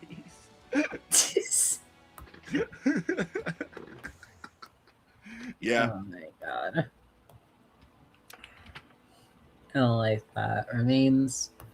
Remains in this bracket.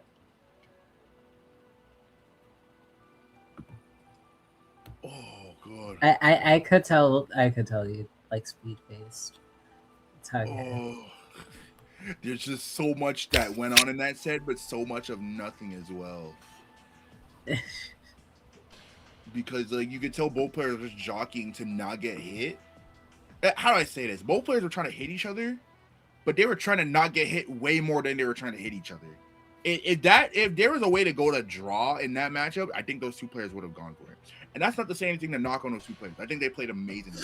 It's just so hard to compensate something where you know that BlazBlue haram fiction. Dude. That's a banger. That was one of those sets that makes me see the ghost of Bob Marley.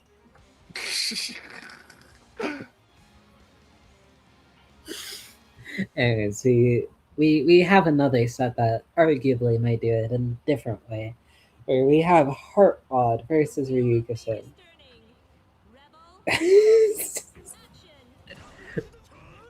Please, This might also be haram as well. That was a very interesting combo from Ryuga-sim. There's a lot of interesting things going on right now. 6D on Wake Up gonna find its mark. Good block on the overhead by Heartwad. Can't find the punish just yet though.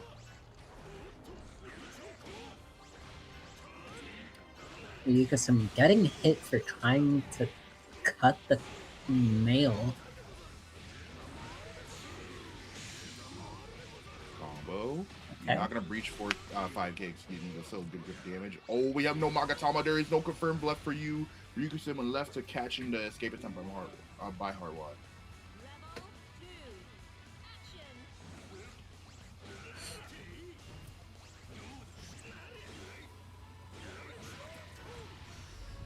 Just these enormous normals right here from Hakumen right here. The decision to fully charge 6C there was a bit crazy. Maybe we wanted to call out a drive option on Wake Up and get like a very flashy punish, but still, I think they should just keep it nice and simple for now. But that's not Ryuga-sim's game plan. That's never been Ryuga-sim's game plan. Spending the 50% right there just to try to do a very fast high low just for the high to hit in the first place. So I meant to say it earlier when Ryuga-sim was fighting Soliloquy, but Hakumen's sword being able to cut projectiles and make just a projectile wall barrier of its own. That is the most, like, I say, it very much affirms the fact that, yeah, you could tell this was Mori's high school OC, huh?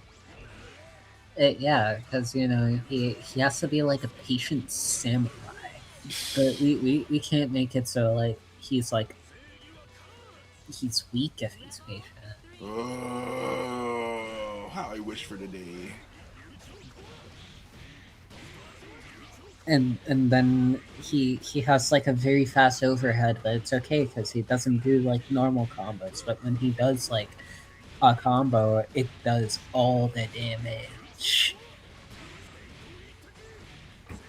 Yeah, this is definitely his high school OC. Wow, what a fuzzy jump from Ryuga-sim. I'm surprised it went unanswered. High school might be generous.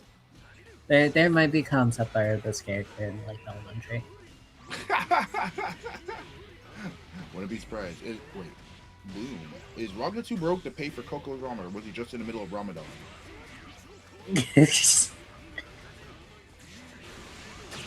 He might have been fasting. Jesus Christ, shit. I care with y'all. I can with y'all. You know, chat, I like you guys. I know. Boo! Crazy. Javerman is my enemy. He hates y'all. I love y'all. Notice the difference. All this ramen talk got me wanting to make ramen tomorrow. about to make a mean wrong. Oh my god! Finish your food! You can't create food and then not finish it. Because my hungry ass is gonna get in there and finish it for you.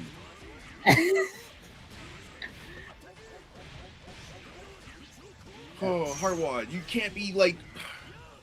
Can't be taking game 1 and then doing that. Yeah.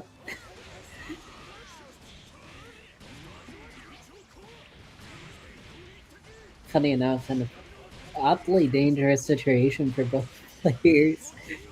But Heartwad, if they're able to put this all together and close this out, and lives on a pixel Ryukasin. Oh dear God, no! Oh no! Okay, JD does have a bit of scaling compared to other counter starters. However, not something you want to see if you're Heartwad. Yeah, just take the note text. Oh, I didn't know Hakumen could do that. This character. Damn, I didn't know you could do that. Chat, I didn't know you could do that. That's my fault. This character, it is a invisible option that he has available because Mori thought it would be great. Okay, confirm. Oh my God, no, simple confirm. Fuzzama, you put it just how I wanted to. Pass the food if you ain't gonna finish it. Heartwad. Yes. Give me your goddamn food. I know you're not finishing all that. Just waits and gets the 2B right there, right as Ryukasin lands. Look at that, he got his greens. Look at that combo, he got his greens in. Get that fiber, come on, baby. Speaking of. Oh no. Oh no. Speaking of fiber, Ryukasin looking to shit out a win. God damn, I knew you were gonna say that. God damn it. God damn it. God damn it. God damn it.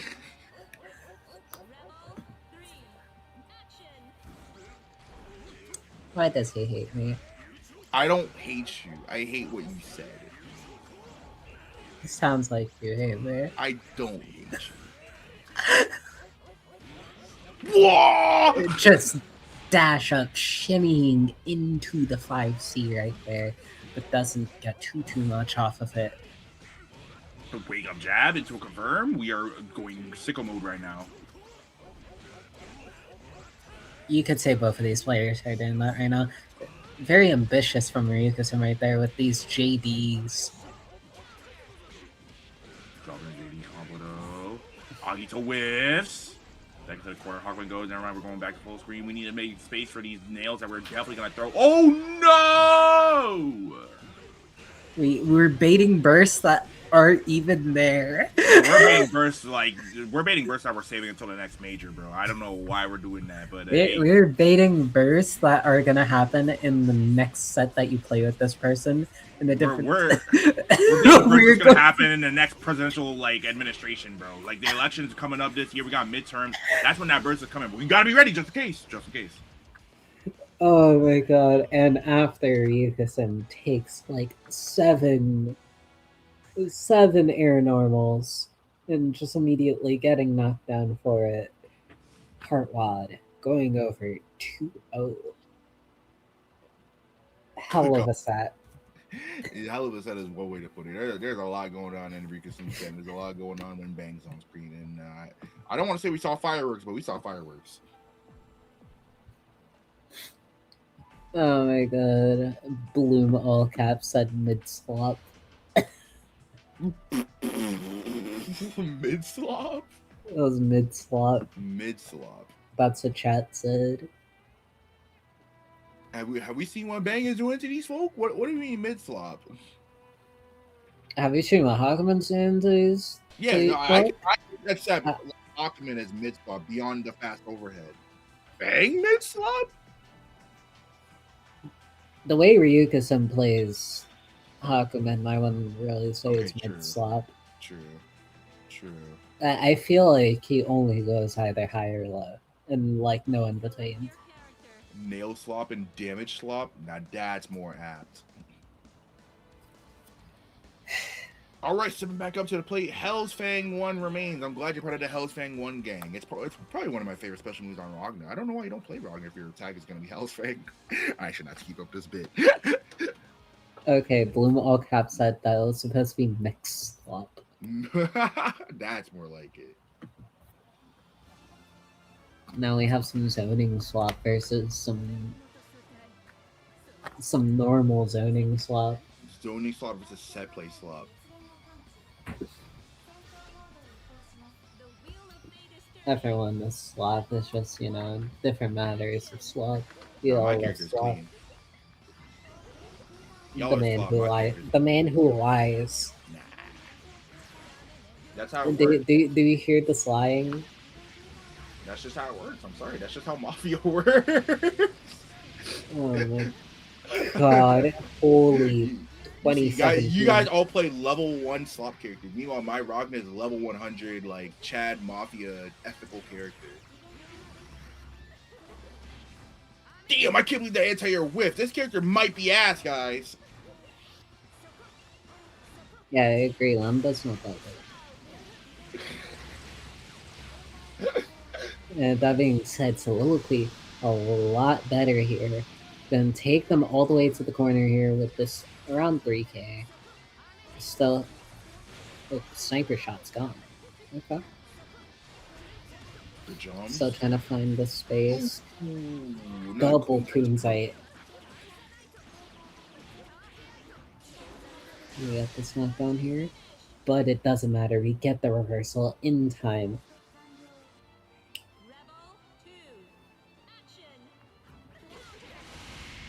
Soliloquy getting the 6A right there. As stubby as it is, it does have some decent head angle on it. It's alright enough to work for the matchup if needed. Better ID combo, not a lot of damage because it's new, but still something to get that corner presence started. I very much so like Soliloquy's usage of Gravity Seed in this matchup, especially considering how 9 might be a little more limited in her movement, forcing her to go for those teleports. And as we saw from Play Guy earlier, you can reasonably predict where she's going to be if she is trying to teleport, as opposed to going for jumps. Not letting her get that extra dimension to her movement very much narrows things down. And Soliloquy able to capitalize off of all of that. The Chief Chili Challenge. The Chief Chili Challenge. God damn it, I also want chili. I can't make chili. Chat. Who wants to make me chili? Yeah. At beach episode, someone should just bring the huge thing of chili. True. There is a Park Day at Beach episode. We forgot to mention that. In case you want to hang out with the homies, get outside. We're gamers. You guys do need to get outside. Get some vitamin D. I'm talking to all of y'all. Hey, some camping, some fun, and a cookout. Well, not really a cookout. It's more like a potluck where you just all bring your stuff. But still, food and drink. Get outside. Do some things. Join the community. Hell yeah. And bring chili.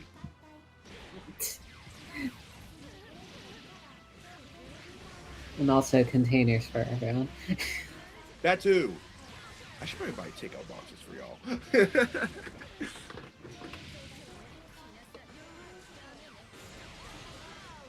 Oh no, unfortunate Staying drop. overhead right there. Big sword super right there just to cover space. That's her unblockable to end its full screen. Not able to do anything from means. Has one round to fix everything else before Soliloquy shuts the case on this set. And just dashing up, can't even get the Navy pressure, crossing up right there. Doesn't matter that it's a blue beat, we're Boston blue beat, that's all we want. That is not a 6 blue beat to happen on this stream alone.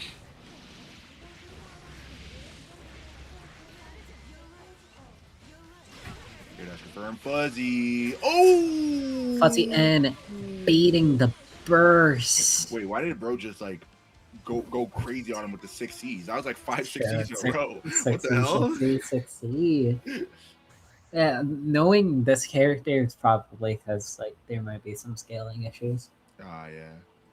Which is very weird because, to my knowledge, Lambda might not have that issue. You're gonna have to remind me. It's been so long since I looked.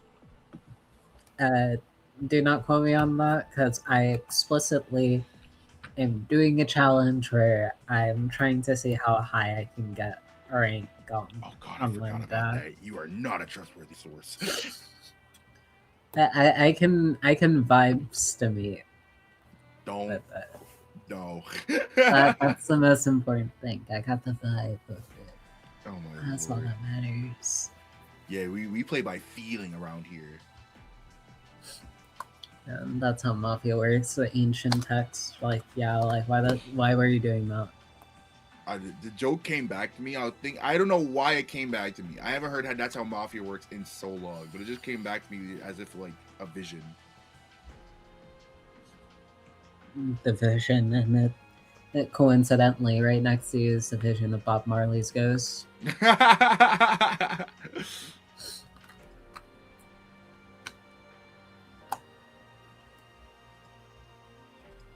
are now waiting on. That should have been the both sides of losers' quarters, correct? We are now officially done with that side of losers. We're halfway through the losers bracket. Yep. So it's winners finals for Fuzzama versus Play Guy.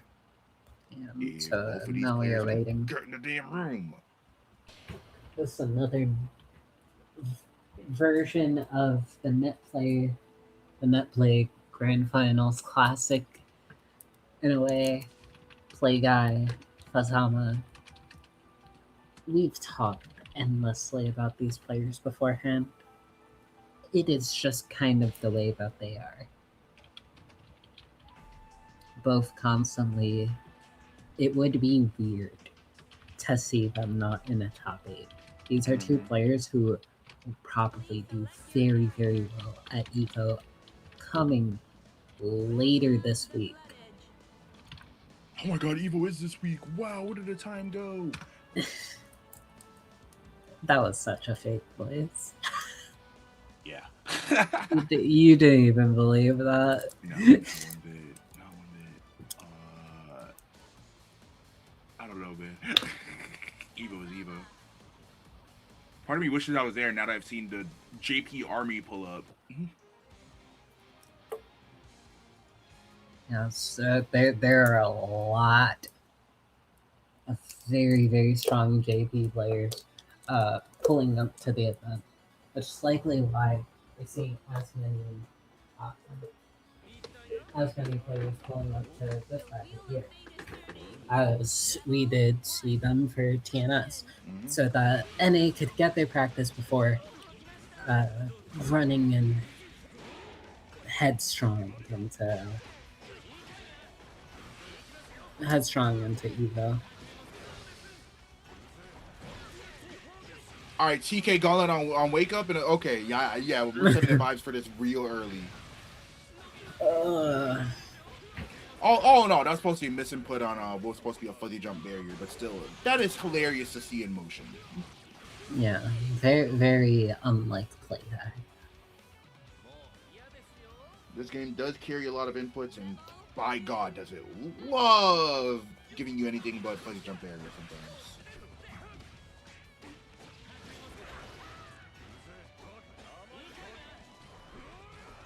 Very good IVs from Play Guy, just trying to make sure there's as much space as possible if he wants to make an escape or start making his turn.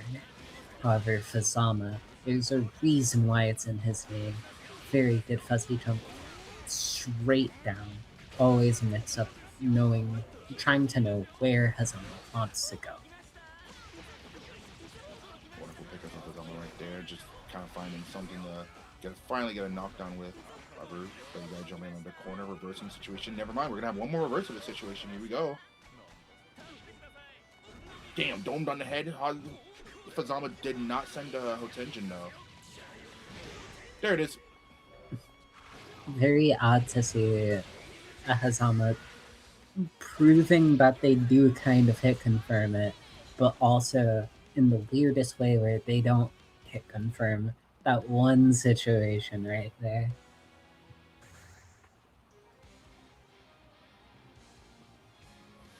Straight back into it, not a single character swap in sight. Shout out to Play Guy just randomly having the CS Gen artwork as his icon. That's a wonderful bit.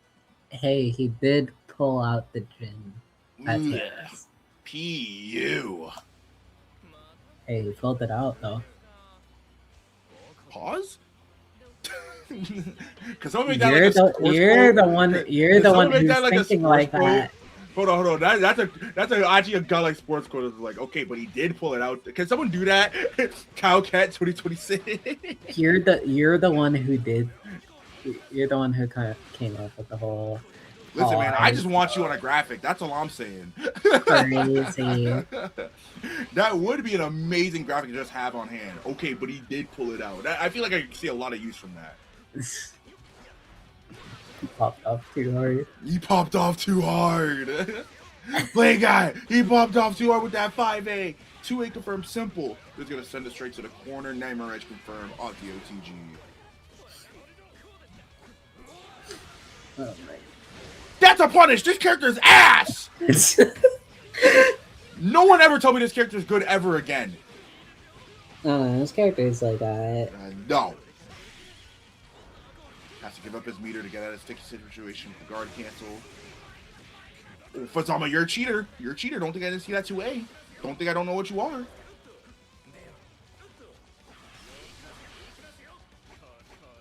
Fuzzama really good catching the movement from Play Guy right there, with changing the angle of their chain right there.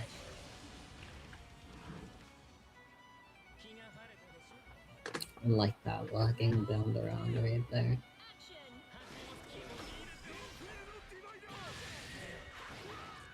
Getting the big DP out of Play Guy right there. Fuzzama's gonna get significant amount of damage if they could finish this combo off. Commentator's curse, I suppose.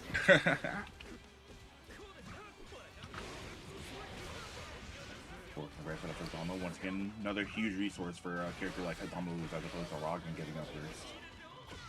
And probably just leveraging all the extra life that they have from the extra momentum that they get from it. And they got tear-emmed off of that. Dude, that had to be the worst feeling. He probably went to his barrier macro coming out of his stun just to reset the situation, and then Fuzzama immediately resetting of their own with the super. Oh my god, that's just that's just nasty.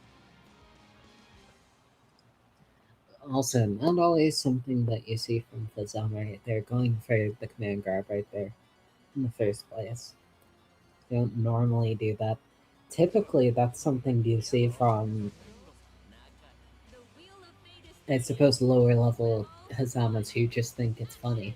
Double backdash around for Fuzzama. What is bro planning? Are you supposed to know colors? Oh, they are. That's kind of clean. Even though Play Guy's playing very nicely around Fuzzama's 2C, just not nice enough that Fuzzama can recover in time. Great DP right there. Oh wow, no commitment to RC in the second hit. I guess they just want to keep the meter. Keep being the meter economy is a little bit more.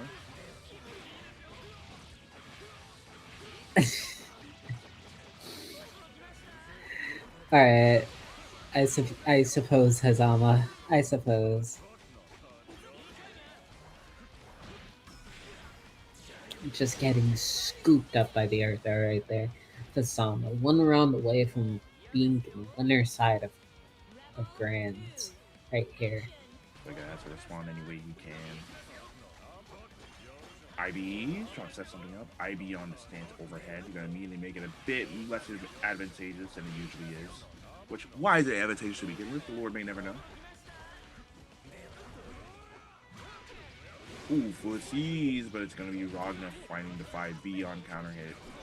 And something else to really note about Ragna in matches like these, where like he does have the neutral presence, but he always gonna get out space on terms of movement.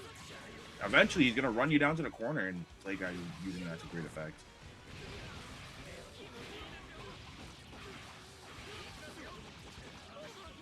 Opening cage first trouble with Fuzzama does so much damage. Keeping it simple, play guy going for the DP route. Get a bit of life off of this. Already pushed out, but you get the 6B there. Might be able to make it to the Fuzzama's OD is, and his OD kind of just ends up not mattering right there. Cracked over the top of his head with the Gauntlet Hades. And play guy getting around into this.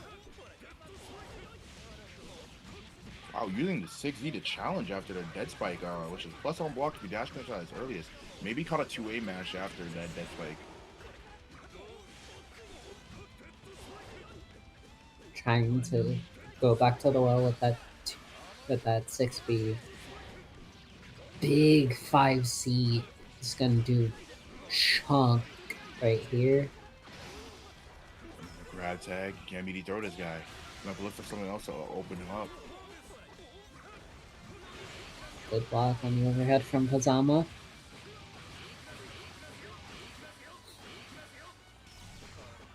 Like I able to escape right there. Big plus frame of the Michael Jackson step. He confirmed it! He confirmed it! I saw it! Oh, is that dead? No, not just It's yet. far too much damage, that's what that is. Tell me about it. Okay, we could Big kill from here. No, he messed up the combo. SMP is now your best friend, baby. Still a significant amount of damage. Anything can kill here from Play Guy. It's mainly a matter of getting that hit in the first place. But all it takes is one. And just as I say that, they get one and it doesn't kill. Very pixel. There we go. We get a J. We get a 5A right there from Play Guy. I like that. Play Guy doesn't go down with a whimper. If they go down, they want to go down fighting that, or they're gonna try to take it all for themselves.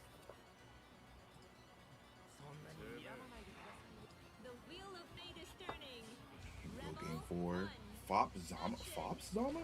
I don't know this Zama variant. Someone explain this color to me that Fuzzama has on right now.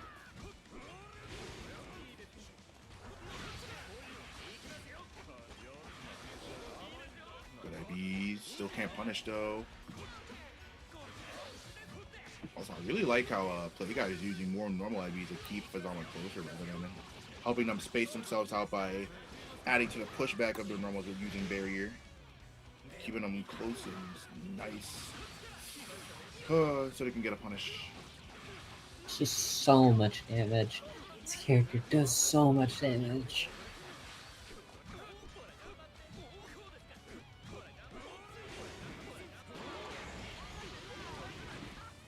Weird way to roll. Even though you get the combo there, it's still gonna have it be a little hampered because of the 5A right there. Ragna's A-normals, even though they are stellar, they do have the typical issue in this game where they kind of just hamper your overall damage severely.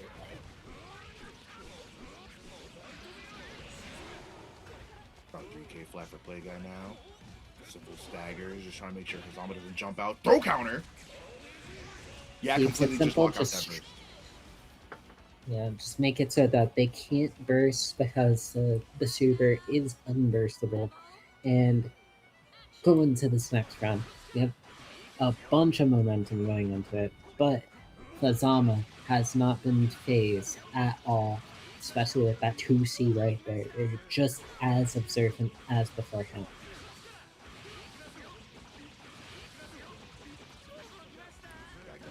We go 6A Hotenjin. Fuzzama making quick work of this round, it seems. And like that, Fuzzama slaps right back, trying to regain that momentum, trying to shut down this set.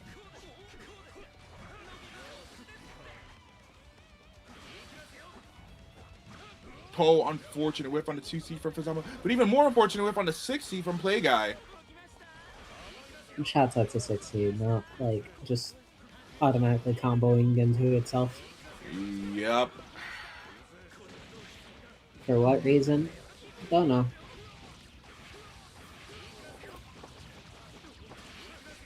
Oh, couldn't quite find that last chain extension, giving Play Guy one more chance to play. Like, I one more chance to play. No, yes! It's all good. We grasp victory from the jaws of defeat. That's what After it's all we about, baby. grasp defeat from the jaws of victory. Wonderful counter assault by Fuzzama. Make sure they don't get their OD time wasted by being in Blockstone. Just so oppressive, literally. Just literally like a snake, just suffocating and wrapping Play Guy. Ooh! Oh! Great RC from Play Guy on their guard cancel.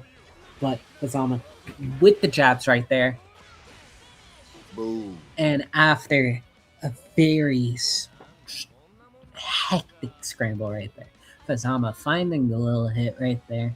And that's all they need to secure their spot in Grand Finals. Winner's side.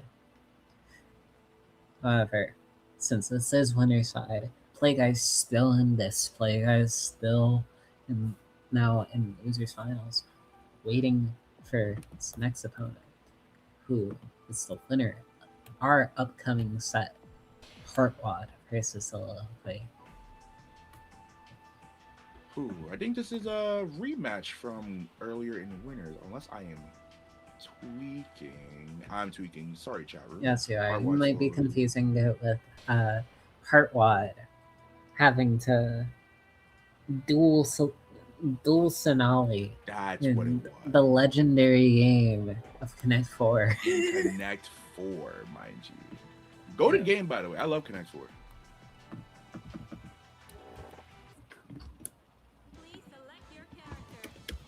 But moving on from that, it is time. Heartwad versus Soliloquy are loser semis, a final first of two of the night, which means these two are going to go all out in order to secure that top 3 spot.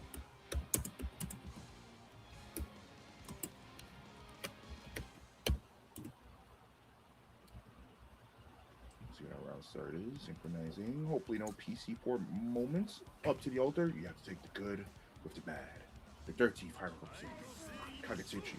Area number 1. Or something like that. Damn, that is a lot of ass. Just like how this character is ass.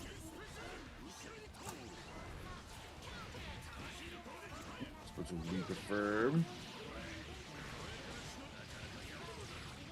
Gonna get that full screen spacing, but Soliloquy works her best magic at.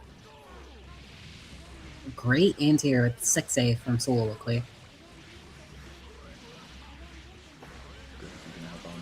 Low, multi-hitting low, even better.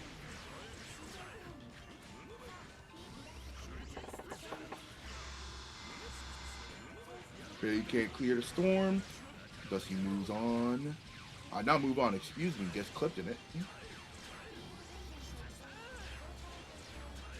Wow, this Really, matchup. just trying to find any kind of way to get in. It doesn't matter. Soliloquy. This matchup did not look fun. It's a zoning prank. The zoning prank gone wrong. Zoning prank gone wrong. Spicy.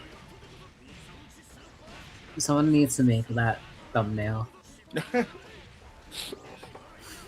of Soliloquy. Like old comment. It was a very good comment. And got this neat little knockdown. Tribe not really panning out. Yeah, no, I think we're just seeing how, honestly, despite Bang's assortment of tools, you just can't make it past pure good old zoning. And I think Heartwad is seeing the struggle of that right now. Maybe Heartwad also a little hesitant to use too many kunais as well. Or at least also having the issue of not really having the space to feel confident in even using one. So remember, Chadman, when I said newcomers like the same 5 moves over and over again? My eyes started like legitimately glazing over, and I just heard the brrr, like the multi hits of new swords, and I'm like, oh my god, when is this combo over?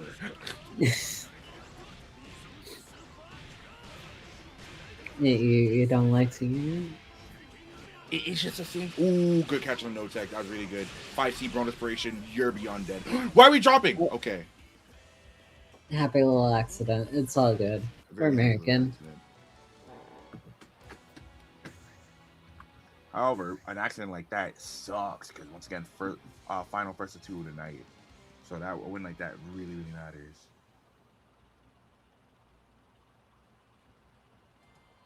Yes, Fuzzama. I mean the message that they had, the comment that they had. It was like zoning prank gone wrong. Try that 2C from Mark. Good tech by Heartwad. It doesn't do much with it though after returning neutral.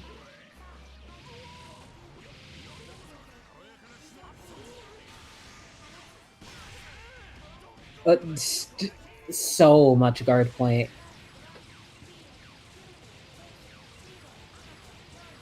Despite it all, Heartwad's still getting hit at the end of the day for that.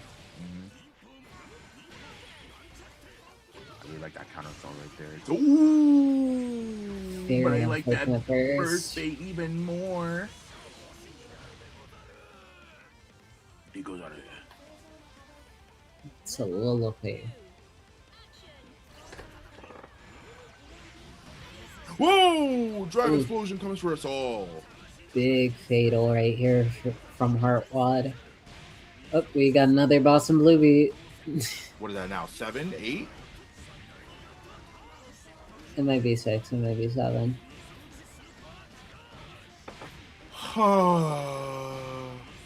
But Heartwad, 2.3k right on the table. So look, we fighting back with the OD. Trade on the nails versus the swords. However, the swords are just bigger nails when you really think about it. Thus, they always have to win.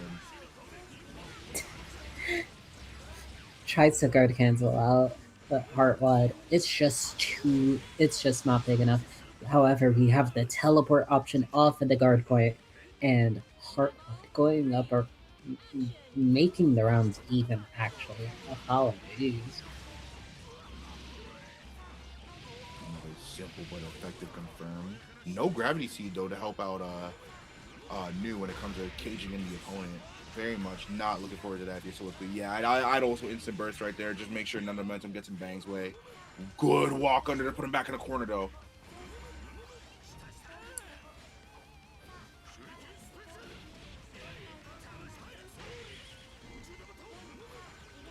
So it's still trying to establish their game.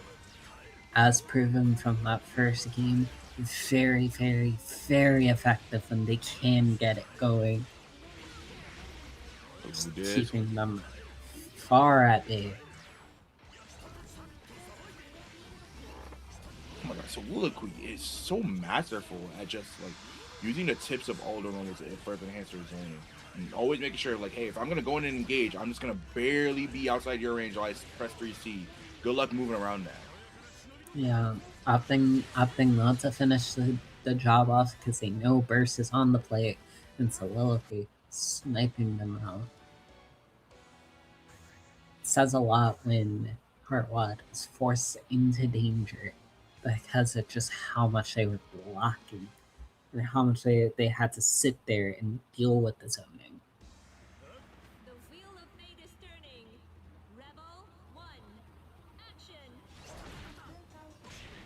Wow. Air throw? For real? Alright, man. So they're just trying to stay at this and staying on the zoning game plan. Whether intentionally or not, getting the hit right there off of the Getting the hit right there off of the sniper shot right there. ID back with the swords to completely avoid interaction with the drives. Dude, Soliloquy's on one tonight.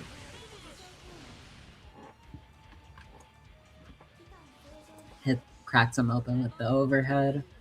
Even though they don't have burst going into this next round, Soliloquy, very good spot, needing to just win one round. But they could turn this all around.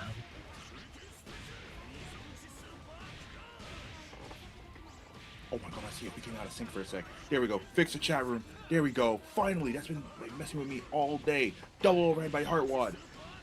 Looks like the steam train is chugging about.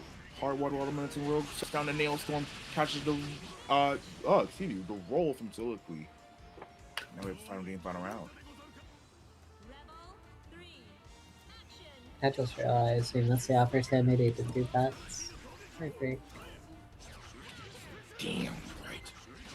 Oh, it is what it is. That poison is doing a lot more damage than I remember it doing. Wow, that did like several chunks at once. If I recall correctly, it's something like 600. Damn. If I recall correctly, it's slightly less than like Rachel's.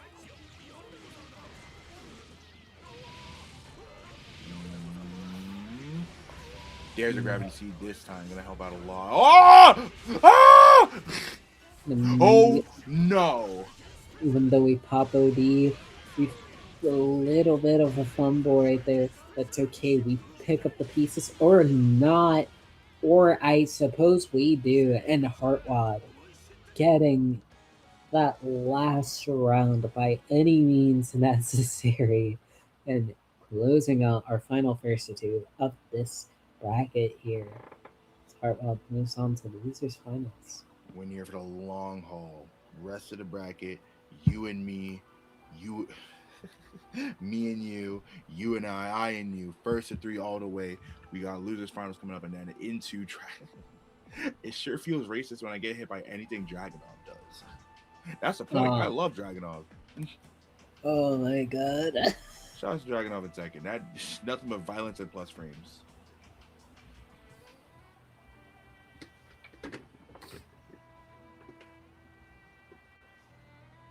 All right, the losers. Excuse me, losers finals. Play guy versus Heartwad. Now this one is a rematch.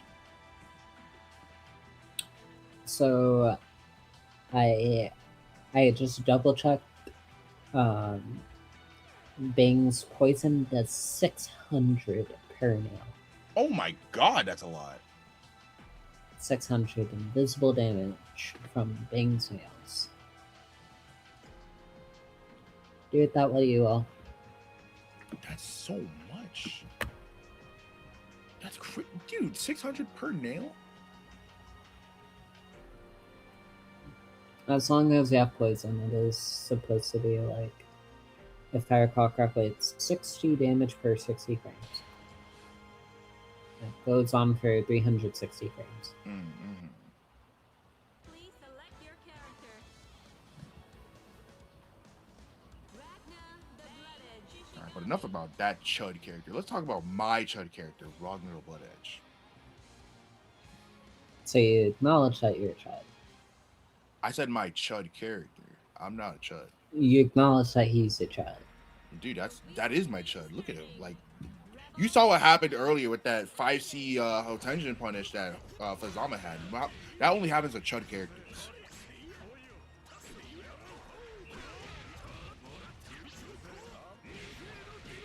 Ooh, instant IB in the DP. Does not want to hold any of the bank shenanigans.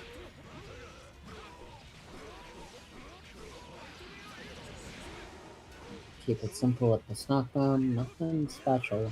However, you don't need anything special, you just need to be better. Whoa, DP, we got the meter of RC, keep it safe though, but that's a big loss on resources in meter economy. Only just now getting back to 25, oh yeah, 33. Try to go for the mid-air TRM.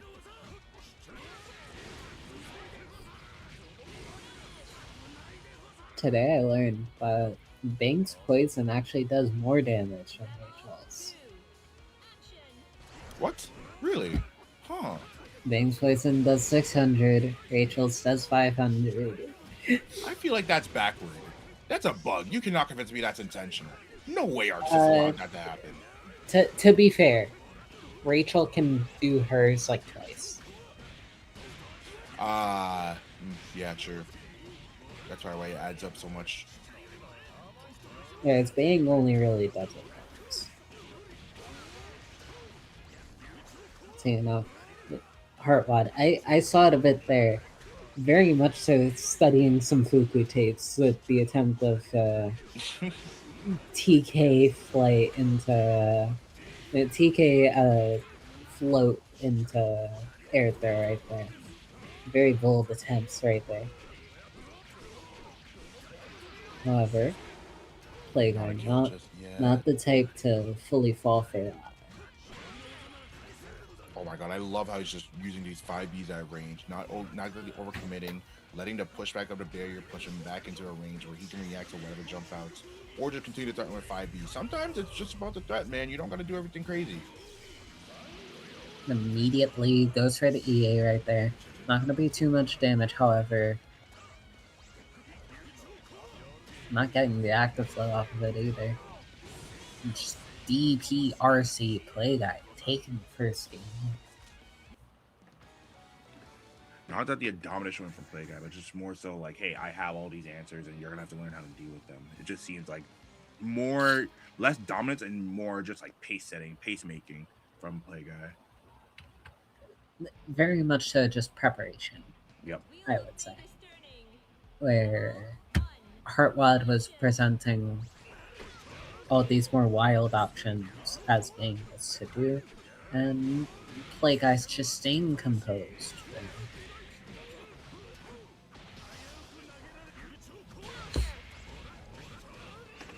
Very awkward trade right there.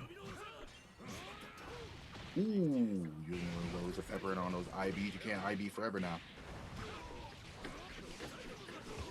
Take right there combo. Be happy with it. Yeah, it's more damage than mine does off of it though. Yeah. Hey, even when I do my black magic, it's still less. That's not even a bit. Some characters are just not meant to do crazy damage off those. Ooh, is that gonna kill? Okay, wow, I'm very surprised it did. I thought Divide by Darkness would be the only thing that passed the damage gate there. Oh, it appears it is enough. Which because Enough Bang is a question, bit of though. a stockier character, though. I believe 11.5? No, 10 point. No, 11. It's 11.5.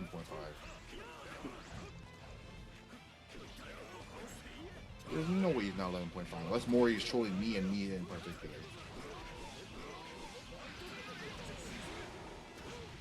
Bang is 11.5. Okay. Uncharacteristic flub right there from Play Guy, but able to put it all together. It's minor issue. Alright, minor issue for Play Guy, as they're able to put it back together. Bro, OD, not even gonna be needed. We clean up the job. That's game 2 taking that Play Guy.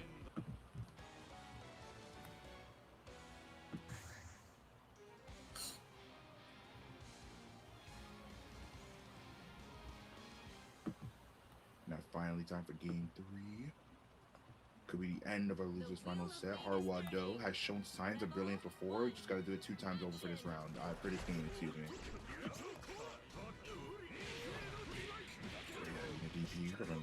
Like a very confident PP right there.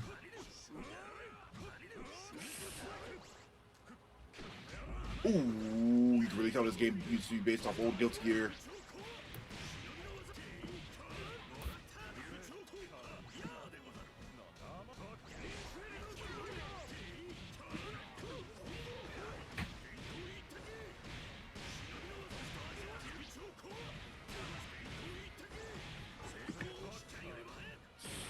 Here we go.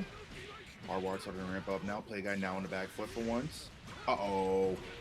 Baits out the reversal right there. Heartwad gonna take a load of damage for this. Oh, could have got Night Yasu right there. Yo, it's definitely the correct spacing for it, but probably not something Play Guy wants to risk so deep into the tournament. No, for sure. However, they are risking dropping their burst here.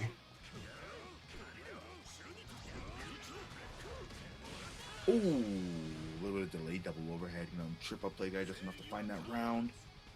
Like I said, Heartwad shows signs of brilliance, just mainly putting it together and making it more consistent. Additionally, like I know, potentially hurting not having that burst now.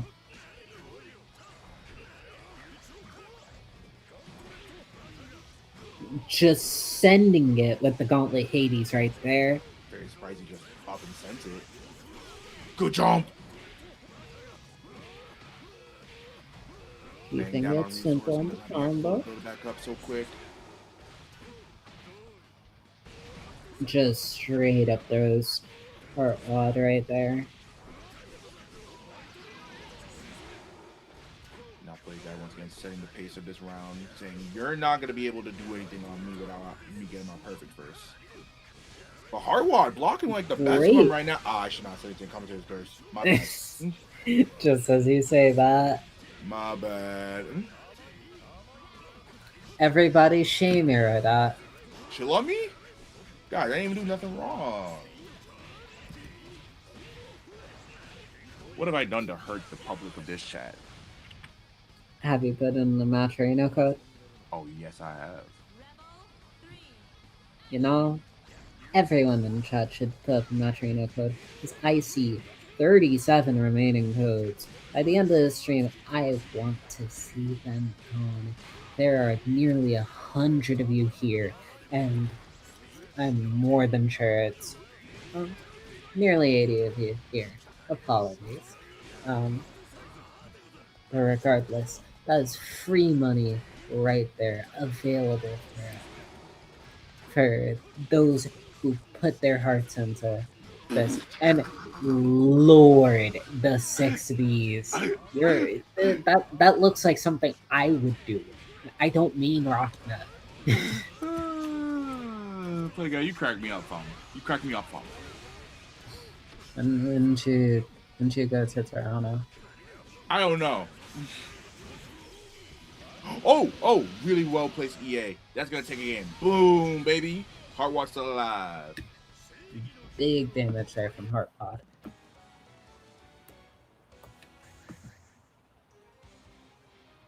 I see you guys claiming some codes. However, it was only 5 of you who claimed those codes. That's not enough. That's not enough. It's never been enough, chapter. Come on. That's not enough. Lock in. I need even more.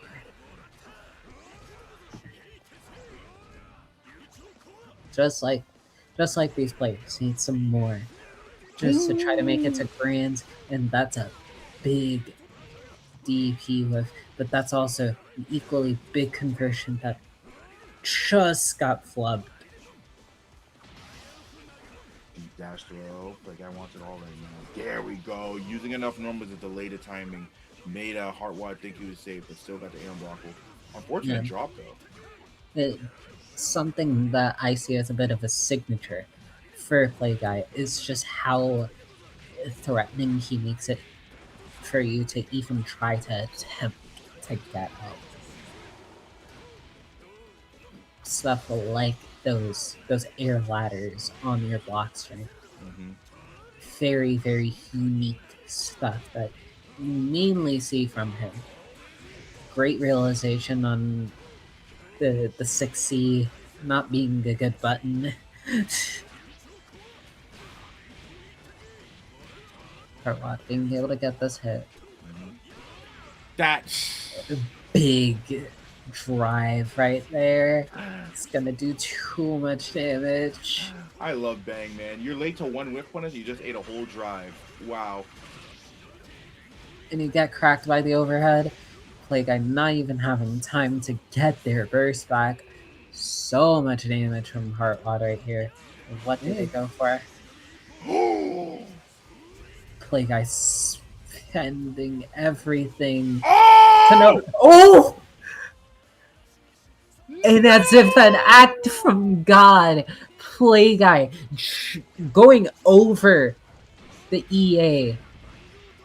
But it doesn't matter if you're a god. Heartwad is a demon with the air throw right there. No. Another command grab from Heartwad. Play Guy now looking a little shook.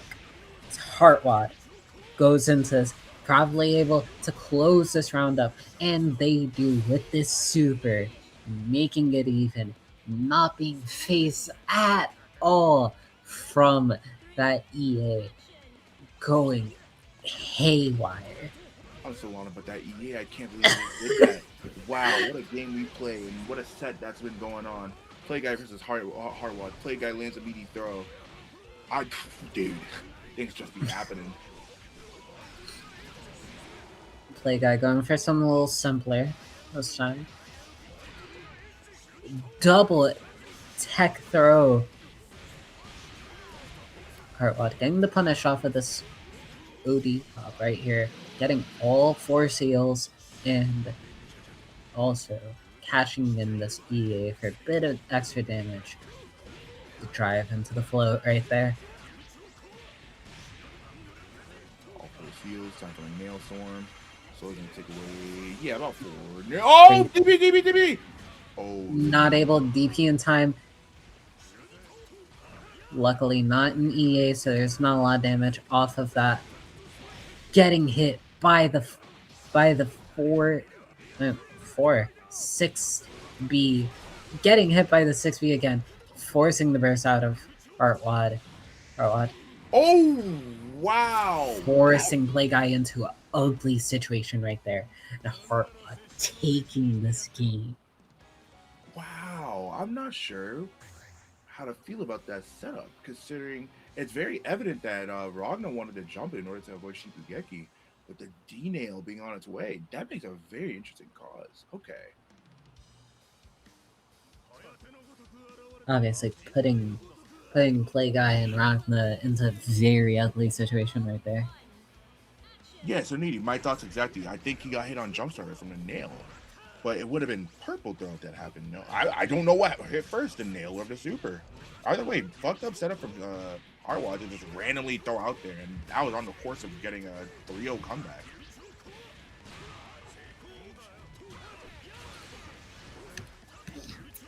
Bursting immediately, try to keep their momentum right there. But Play Guy just ahead of what Heartwad wants to do. Using the bumper to get it in. Ooh, whiffing the JC to get the empty hop low. Empty hop throw, excuse me.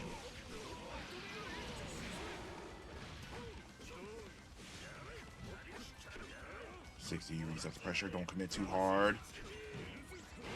What a backdash. Speaking of commitment, Heartwad, even though they tried to backdash, Play Guy doing the follow-up on Health's Fang, getting the combo off of it. Play Guy is 1 round away from taking this set right here to face Fuzzama back in Grand Finals, getting another run back. Very early burst. That punish is very difficult for Ragna, and Heartwad getting the command grab, another one right there. Heartwad putting all the momentum in the world right now, but Play Guy not going down without a fight, slowly regenerating all that health. Back to yellow.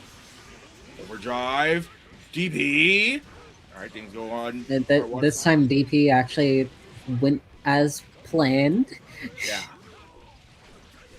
And now look at damn near the life bar swap that's happened in this round. Play Guy now sitting the yellow while Heartwad is barely clinging on for life, literally.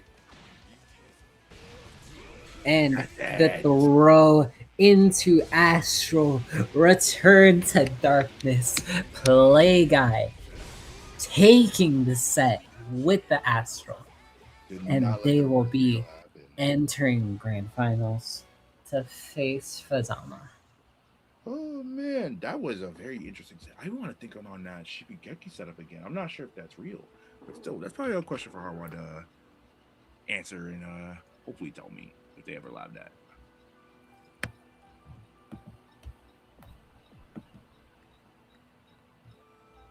It's weird seeing how everyone calls me Gap, but it's like one, it's like half they think my character is more ass than she is than actually about me being good. Hey, I'm convinced Soliloquy. Maybe there is something more to new, but that character is ass.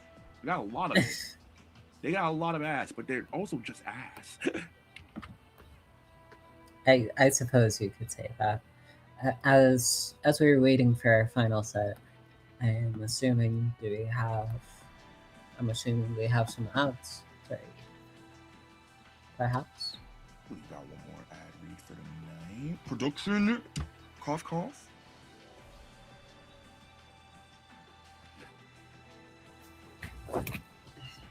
I am correct. We do have some ads for you all. Regrettably, we have to pay the bills. And as such, if we lived in a moneyless society, there might be something else. But meet us every single week, whether it is something like this on Mondays with BlazBlue Central Fiction, or if you're feeling some old school Guilty Gear, or maybe you are one of those uni French bread players. Every single week, Monday, Tuesday, Wednesday, we are always here until the heat death of the universe. Boston Bluebee is running their online weekly right here on this channel. Same time, same place, every single time. The same good old fighting games that you know every single time. And additionally, we have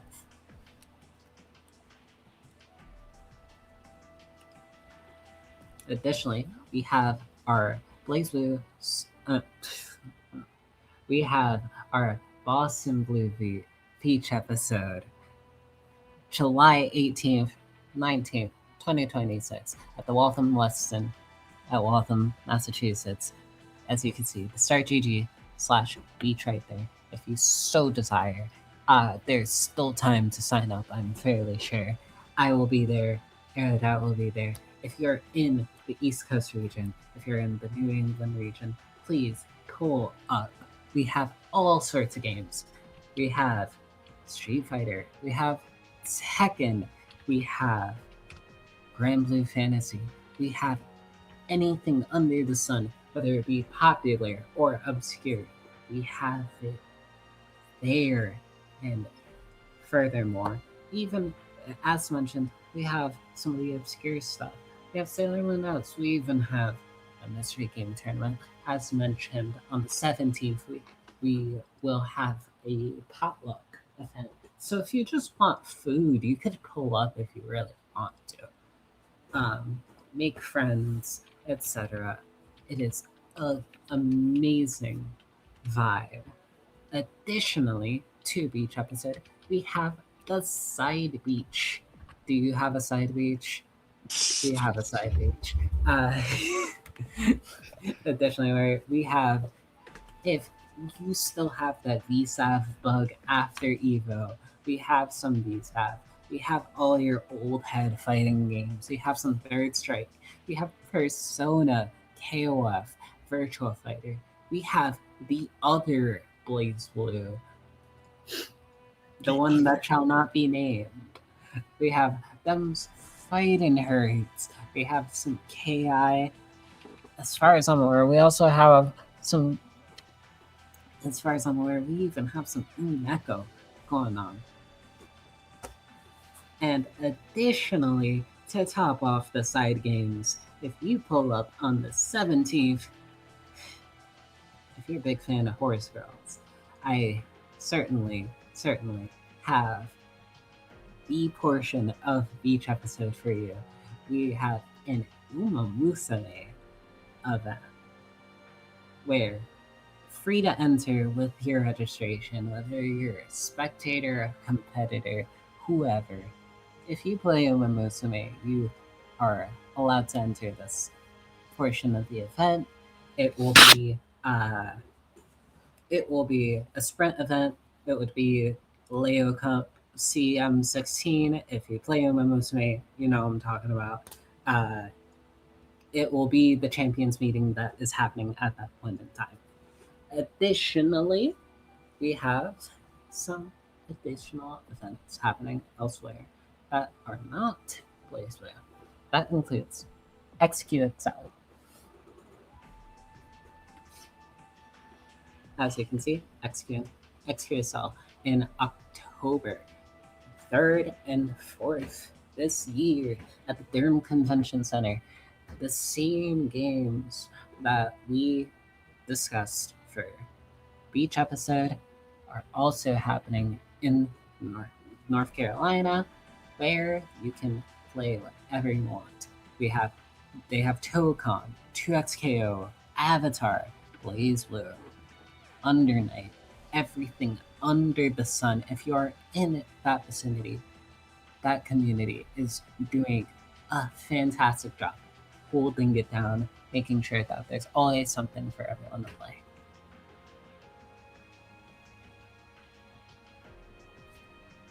Dude, I love North Carolina. Never been, but I want to go. just straight vibes here. Just straight vibes. Straight, I mean, that tournament is straight vibes. I don't know if you saw it last year. It was all vibes. It was a pretty well-run tournament, especially for their first time being a thing.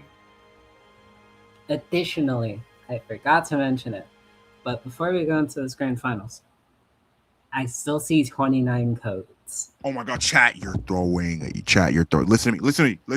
You're throwing. Claim those not reading codes right now. If you're lurking on this stream, there's 85 of you, but yet there's only been like 10 people in the chat. If you don't get in that match reading code right now, look, I will set up. I will set it up for you right there. Boom. If you get confused again, exclamation point Maturino, and boom, there you go.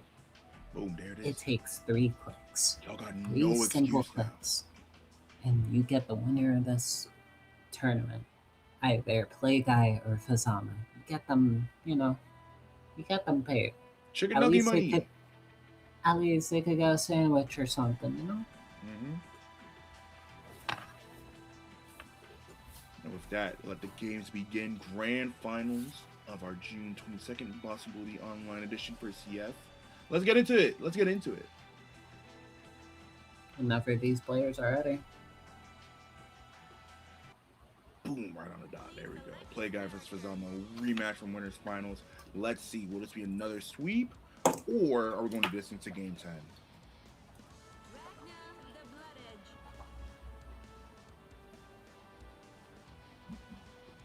We are locked into Ragna. Fuzzama locked into Hazama. It's not even just Fuzzama Play Guy for the second day in a row. They met each other in winners finals. Mm-hmm. And when they did meet each other in winners finals, it was a mostly resounding win for Fuzzama. However, if Play Guy has some momentum that they're going into this with, the picture could be different. The wheel of fate is turning. Rebel 1. Action. As we get into our grand finals set right here, Fuzzama immediately setting the pace here. Just Oh, is that Archer? That's a really clean color. Whoa, that was a deep dash on the 226A. Fuzzama just making a mess, not having chains for just a second, but already getting them back. Easy to confirm right there. Play Guy already bursted, which means no active foam, no burst. I already said no burst. I'm fried. But active flow being lost for Ragna is especially huge. Not that they character known for doing too crazy damage, but with that 10% damage buff really helps out with his average hits. But now, Play Guy giving it up real early. Meanwhile, Hazama's just building up whatever he wants now. Gets tripped up, probably tried to either just didn't walk low or tried to jump away. Regardless, Fuzzama getting a clean 4.1k. Ooh, the second hit of Gauntlet 80 is gonna hit. Gonna be an okay amount of damage here. 3.2k per play guy. We get our 3C combo. We're close to the corner, so we could get a 5B6A. Those with 5As in order to bait out them TRMs. I really like that. Like that, we Nightmare Edge, super play guy, evening up the round score. Now both players going into round 3, equal resources. Diverse is back on the table for Ragna. So now it's going to be all about who gets active flow first and who really gets the momentum going.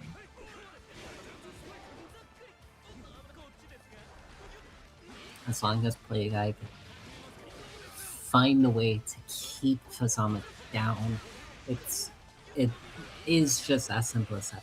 But play guy is an expert at just trapping players in their own movement. It's green, gonna go for the stance option in the overhead, and with that, we pop OD. That's gonna be the round if Fuzzama doesn't drop. Don't make me eat my words now. All right, cool. Wait, okay. I'll make you eat those words. I'll make you eat those words. It's not like that. Also, these archer colors are so clean. Oh my god. I like that. Fuzzama takes the first game. Only 2 more games required for Fuzzama to completely seal out this bracket. Play guy being on the loser side means, of course, there's gonna have to be a bracket reset. So 6 games required for the guy who plays. Simple command grab catches play. Going to be around 3k? 3.1k. Ooh, beautiful DP. Damn. There's no like buffer on that. That was like a very well inputted DP.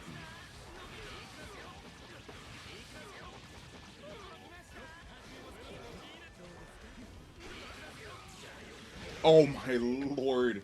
Why did we give this character a frame 4 super? That JC hits so high. No other character would have been able to confirm except for maybe a dash jab. But instead he gets a dash super and is able to like completely mag dump on that confirm.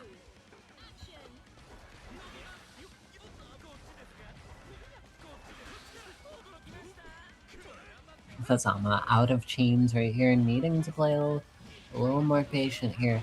They have their chains back, however, play that. Able to force an OD out of them. It doesn't matter when the command grab's right there. Unfortunate drop.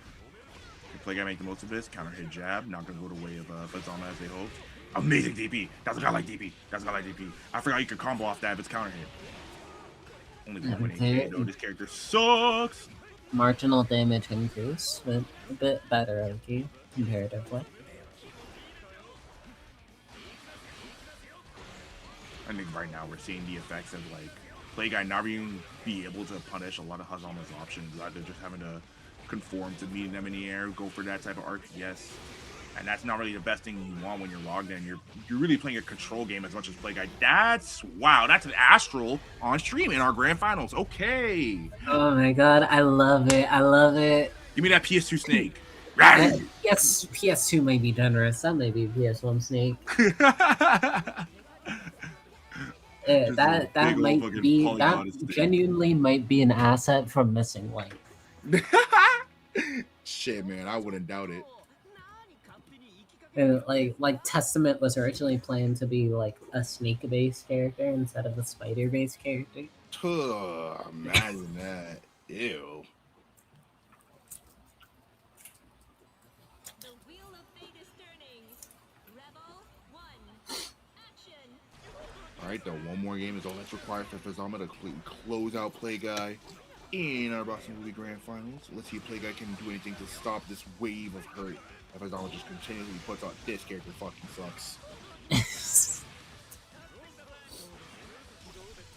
Fuzzama getting caught if you're trying to optimize right there.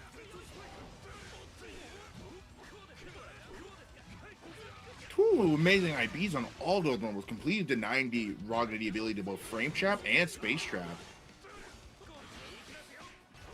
Play guy just trying to stay in as much as possible, but Fuzzama doing an amazing job of just getting Play guy off of them. Play guy just quite a great effect to build the space to get out of Ragna's complete control zone. Oh my god, Fuzzama's just playing this so well.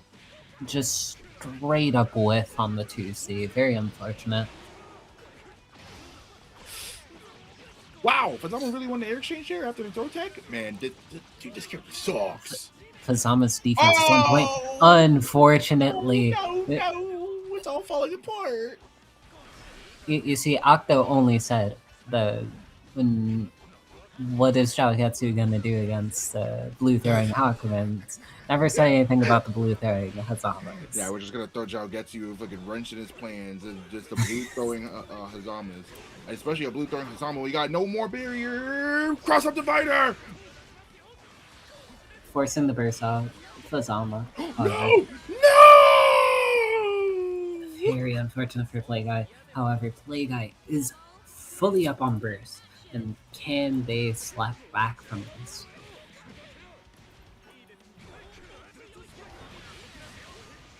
Oh, it's the burst from Play Guy. We are giving it up in the name of momentum. And it seems like it might pay off. A very good touch from Play Guy here. This might be... That burst might have been very worthwhile if they can fully capitalize with this one last touch here. And they do. They get the throw. And keeping it simple. Devoured by darkness. Hand me your phone. One last hurrah for Play Guy, or is it the start of something greater? Let's see. And that's a very signature Play Guy right there.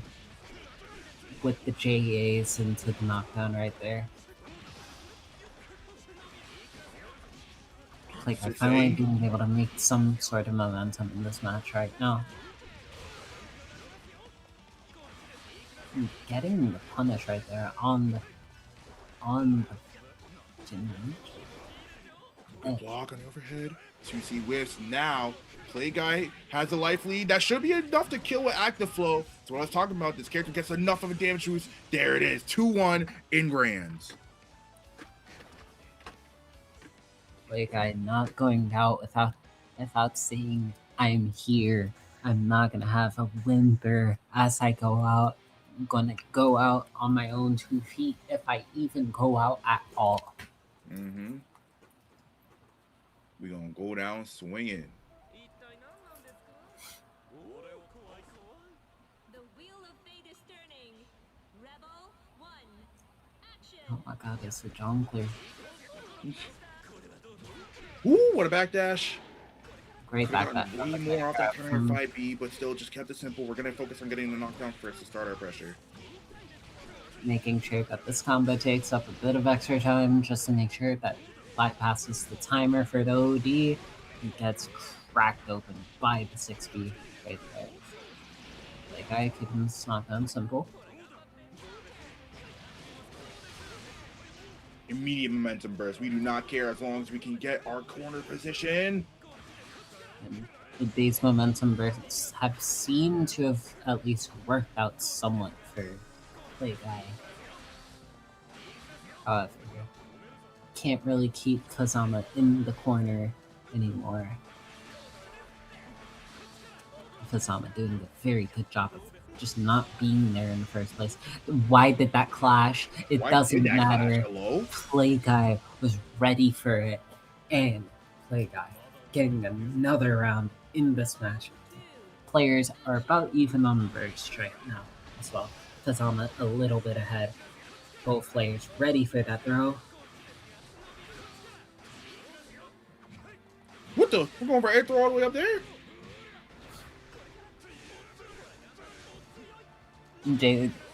Fuzzama's just being ready to be as American as possible before you go. Oh, 5C. Massive 5C counter hit right there. It's gonna do around 4K, 8.8. What the fuck? Oh, I suppose it. Nah, that shit got me hard. What the fuck was that? What? Did he just call it a match with Carnage? Yeah, no, I'm We, bricked. we, bro. we I'm just bricked. I'm frame sorry. trapped with Carnage. No, I'm bricked. I'm bricked. Holy fuck. We did I'm bricked. we did to a frame trap Carnage. Nah, bro. Play guy might have just woke me the fuck up. What? What was that? Oh, 2A deep dash Carnage scissors? oh my And god. it worked? They didn't even have 100-meter. They just completely bet the entire fucking market on that. You know what? My go, play go. He popped off too hard. He popped off too hard. Oh my god, Fuzzama catching the back that showed another deep dash thrown on that 5E. Oh my god. Oh, Ay, ay, ay. that might have just been That the only hurt my momentum side. that play guy might get though. Fuzzama looking like he remembers. Wait, I'm just gonna win this bracket. I play Fuzzama, and I'm one of the best Fuzzama players ever. Or play guy popped off too hard. He popped off too hard. He's popping off. He's popping off.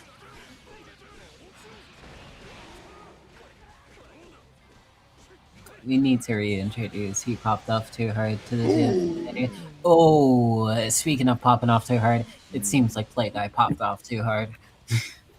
By the way, can we just say how insane Fuzzama is for buffering that when there's a very active dead spike on top of him? There's a very likely chance he got hit and, play guy continues his momentum. The fact that he was able to buffer 22666 B right there, like, as an execution junkie, that's godlike. It does definitely say a lot about how just used to it all Fuzzama is. Especially when you have a tool that strong, you might as well get used to it. Perfectly 4K on the dot right there. Play guy. As long as they could keep a bit of momentum, you might see the grand finals reset right here. But Fuzzama just one around play, taking golf, but gets caught on the roll inwards, and Play Guy able to close this out.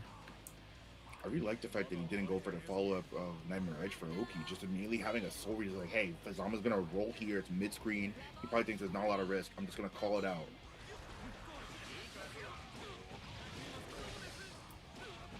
Dives in with the air normal right there.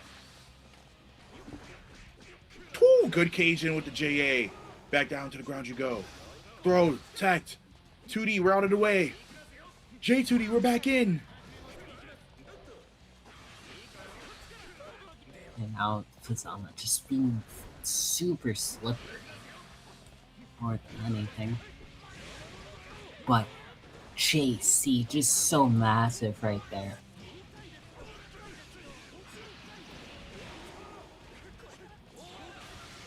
I'm being decent chunk of damage.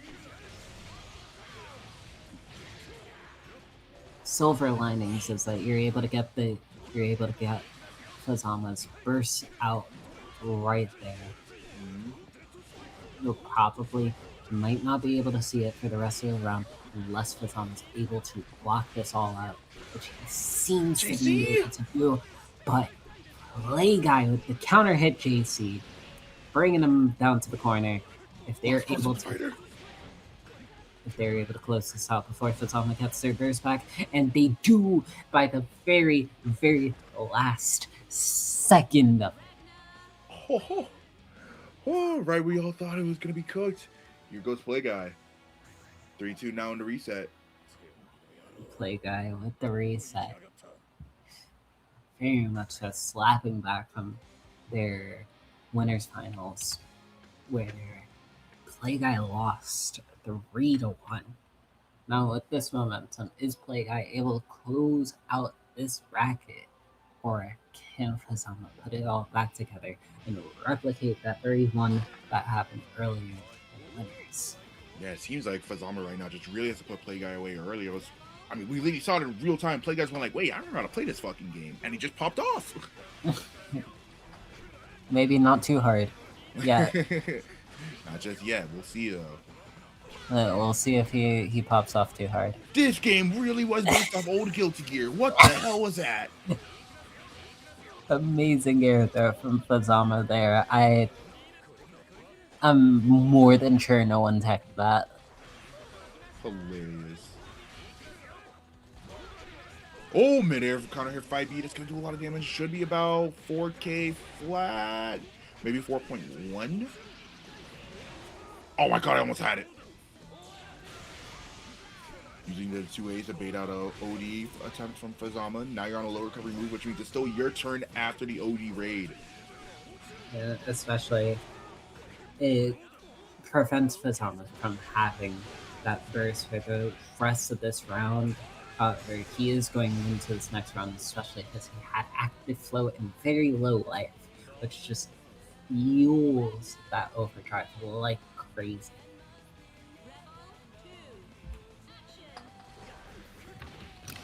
Ooh, try to go for a mid-air TRM one more time. That's a play guy signature. It is quite literally one of those cases where if both of these players are on default colors, you couldn't tell who was the player. If someone did that, you know it's play guy. Oh, yeah. Every single time. Another big momentum burst coming out from play guy. Just not holding on to the resource. What are these throw techs from these two? Just two players who know each other so well.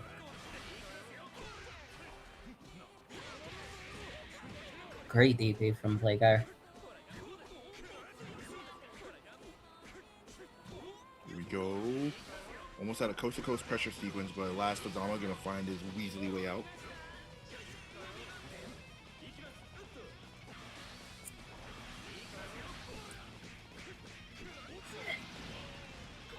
Puts it all together with the Jays. Ouch! Fuzzama keeping it simple. Very simple, very Does nice. so much damage here. 5k, not even counting the invisible damage that Fuzzama gets off of the circle he has in OD.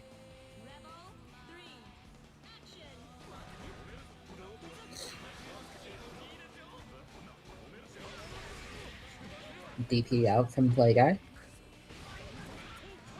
Very good immediate throw. That immediate throw has been extremely effective for play guy this entire set. Yeah, that meaty throw, it seems like Fuzzama's kryptonite. Just can't do much about it in between like all the other defensive options he represents on Wake Up. Well, I say that and he immediately attacks meaty throw. Alright, fuck me. Oh no. Just jumps straight into the DP follow-up off of Fuzzama's Rekka. I said Rekka. I mean stance. Technically, it could be considered one, I suppose.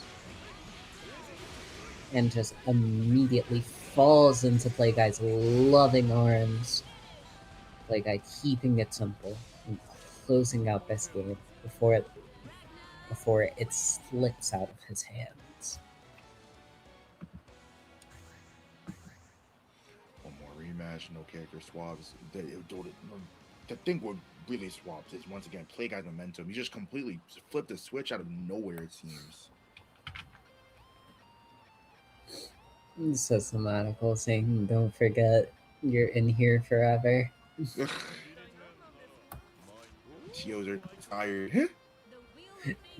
This has been a 3-hour stream. Thank you guys for tuning in with us for 3 whole hours. This is like one of our longer CF brackets yet.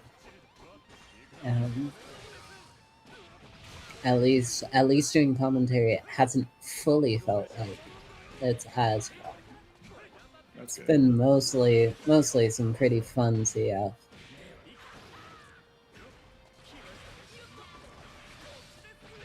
Just sniping Fuzzama out of the air right there. We're going to get a significant amount of damage here. Around 4k? 4.2 right there. Play guy wanting to DP out. DPRC. Very little damage off of the JAs, but what's more important is that knockdown. A wild Gauntlet Hades from Play Guy, but Fuzzama's ready. Oh my god, dude. These two are going at it. No extension on that conversion off the air-to-air confirm. Okay, there's a way better combo there. That was 3C height, but alas. So gonna hit about 3K. No, we don't hit 3K on that combo.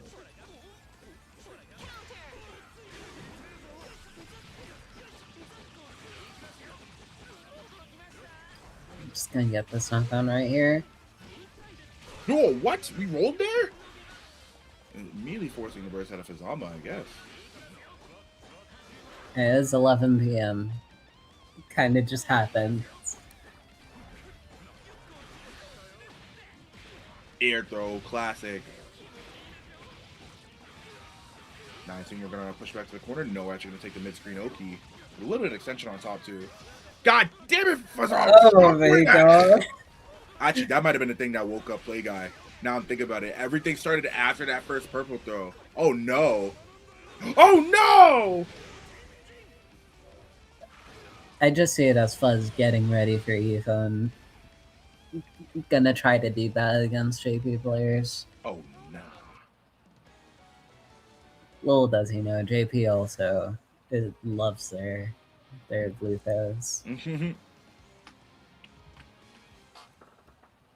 Start downplaying Cross the Divider now. All you had to say, man, that shit fucking sucks. It is barely even good as a it's barely good as a closeout material. It's barely good as its own mix-up. It has dick for damage. You can barely extend a combo at OD because they're already in a float state, a pretty high float state. So your second hit is gonna be fucked for scaling, considering it's only gonna be 5C or 5D. You might be able to do some shit with 6B into 6D, but then you're just wasting so much of the OD time. You might as well only be doing it when you're that low on resources. And it's just so fucking hard to not telegraph when Crossover Divider is coming, and I hate it. I hate it so much. And there's a version that's faster if you do like high jump IAD, but because you're doing high jump IAD, it's more executionally it's not executionally difficult, it's executionally awkward, giving it even more of a little bit of telegraph. I don't know.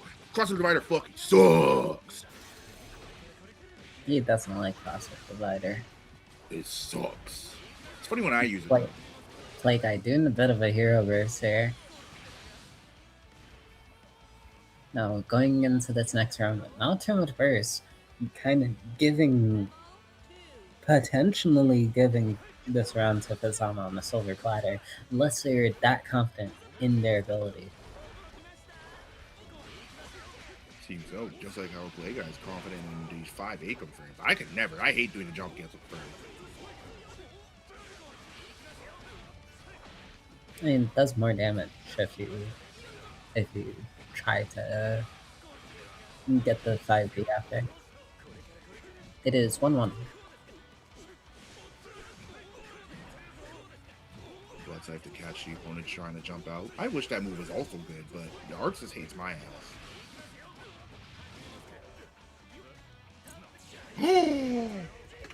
Stay with me, chat. Fuzzama players don't hit confirm. Exposed.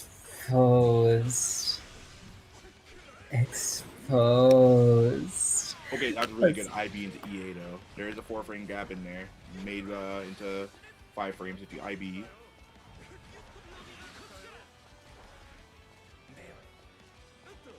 Play Guy just trying to make any space possible, but Fuzz just zoning him out with the movement here. You see the counter assault, especially on low health. I think one thing people need to realize when it comes to counter assault, especially on low health, don't be afraid to use that meter if it gets you out of a sticky situation. You're gonna get that meter anyways when you're coming back. Especially with the automatic meter game you get at red health, you just gotta spend it. Arcsys wants you to spend, so do it! Do it now! Do it now! Kill him! Oh my god, we trolled. That makes the top of the screen TRM! These guys hate each other. These guys hate each other so much. How do you drop a combo just to prove a point at the top of the screen when you guys are high in the clouds and heavens? Why? Why did you do that? Why? In the grand finals reset, why? Pictured top 32 of Evo, where Fuzz does this, insert Japanese player, does it to like Maki.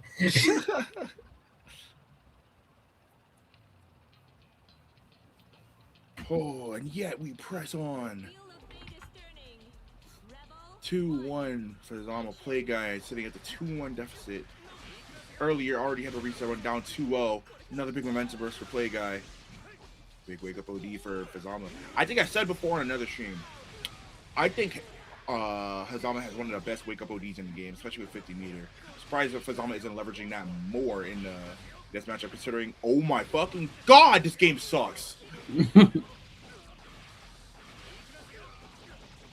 It can be a significant amount of damage here. 3.6 practically right there.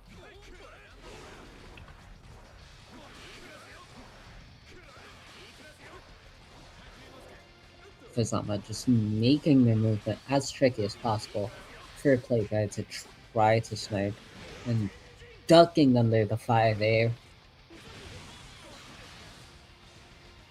Fuzzama 1 round away from taking the bracket. That's what we said last time. Look what happened. Play guy, how do you answer? Did play guy pop off too hard? He might have popped off a little bit too hard. Let's see if we can contain it. Already down to half-life. It does not help that Fuzzama's nearly got their own burst back in the first place. So, if need be, if it comes to it, they could lock out a hit as well. They have that burst back. Play guy has to play perfectly for the rest of this round. And so far, they have been with that throw just enough to snap Fuzzama right there. Fuzzama, one touch, practically one touch. This is a 2A hit. It might not pay off unless play guy decides to cash out. We extended the combo a little bit too far ahead. And Ragna with their combo timer issues serving to be a bit of an issue here. Both players burst on deck. Fuzzama could win off of certain specific hits. Chat This room. might be it. That's it. Ragna's chud fucking 10k health bar. Oh my god. I thought that was a rage quit for a sec. It paused a little bit too inconspicuous. Oh! Boom. And like that, your Boston Blue v June 22nd edition winner is Fuzzama. What a way to close it out. That was low key a will it kill clip. Yeah. Someone could send that to Sadrum or something. But nevertheless, congratulations to all the players who pulled up. Congratulations to Fuzzama, the winner of this bracket, along with the great performance from Play Guy as well.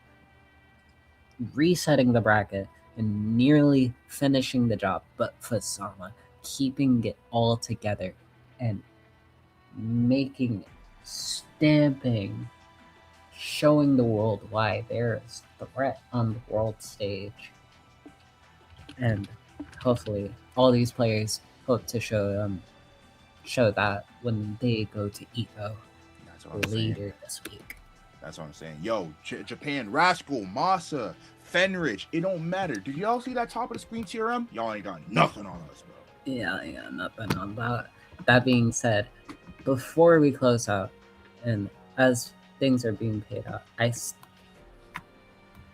appears that we did get a little donation.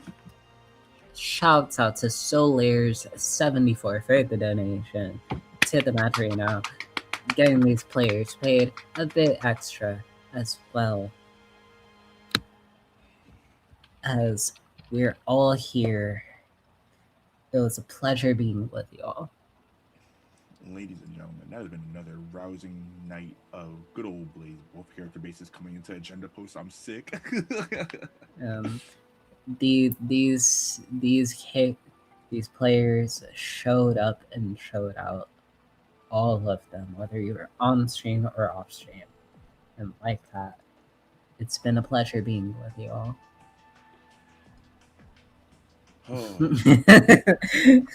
As Fuzzama said, claim a Maturino code or else you're a library. Words to the wise. Words to the wise. But ladies and gentlemen, thank you for joining us here at Boston Bully. We will be closing out tonight. I have been your local mid-level protagonist player, Aradat. And I have been Calcat. And it's been such a pleasure to be with you all. And I hope to see you all later. We're sending you all to TNS. Goodbye. And that's it for the night. Niggas is tired. Let's go!